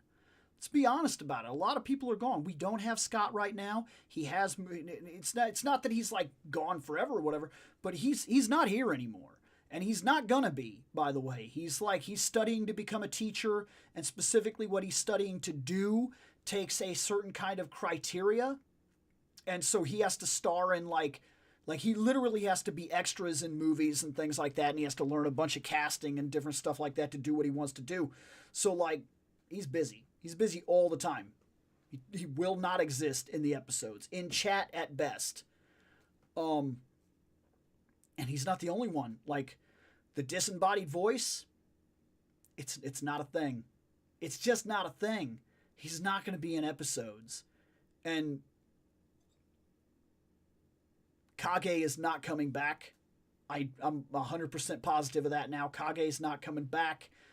And see, like, I'm mentioning people that you guys, this is how long it's been that we've been doing this, that we've dwindled in members like crazy. Because Lightbulb used to be a part of our show. He's not a part of our show anymore. Kage used to be a part of our show. He's not a part of our show anymore. Program used to be part of the show. He's not a part of the show anymore. The disembodied voice used to be a part of the show. He's not a part of the show anymore. Professor Zoom, the producer, he's no longer part of the show. I mean, he's still around. We talk to him, but he's not going to be in episodes anytime soon. We've lost like 7 members. More, actually.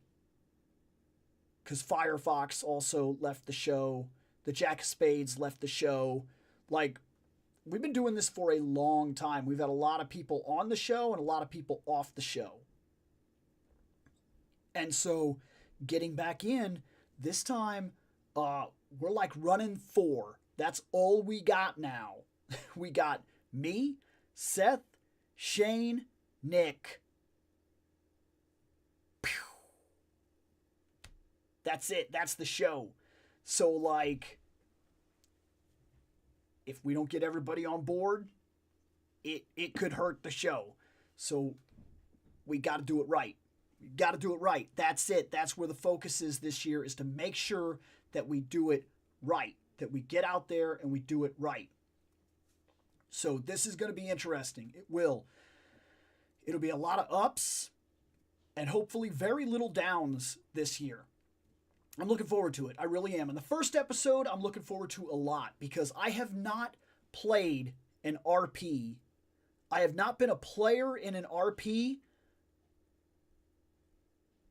for I don't even know. I've been the game master, DM, or whatever you want to call it, for like it feels like a decade now. This will be the first time I've got to play the game as a player in a long time. And if it works, if it runs the distance or whatever, and people enjoy it, who knows? Maybe we do more of it. Maybe we do other types of it to really get crazy with it. I don't know. This is going to be awesome. Like, there's some things about it that I'm really looking forward to. It's going to be cool. I'm really hoping so here. Yeah. I can't. He says if I mess that word up, he says, you don't understand. I get my ass kicked at work. Yeah, exactly. I remember that. He was like, it's like I don't even want to try that word. Oh no. Sheer amount of memes you guys have created have given me hilarious moments with buddies of mine. Memes. A lot of people and your jokes. Right, and that's what I'm hoping we get back to, is that we keep that level. That's where my hope is. I have decent hopes. Taking the break was important. It helps us to reset our minds and really kind of get back in and be ready for the next show. I think we did it. I think we had to take a little bit of an extra break this time, but I think we're ready to jump in and try something real here And I got big hopes. I got big hopes for this year. I hope you do too, and I hope you're ready to laugh because I hope I'm ready to have fun too. Because that's what the show at its absolute core needs to come back and be fun. And that's what we're going to be focusing on pretty hard this year.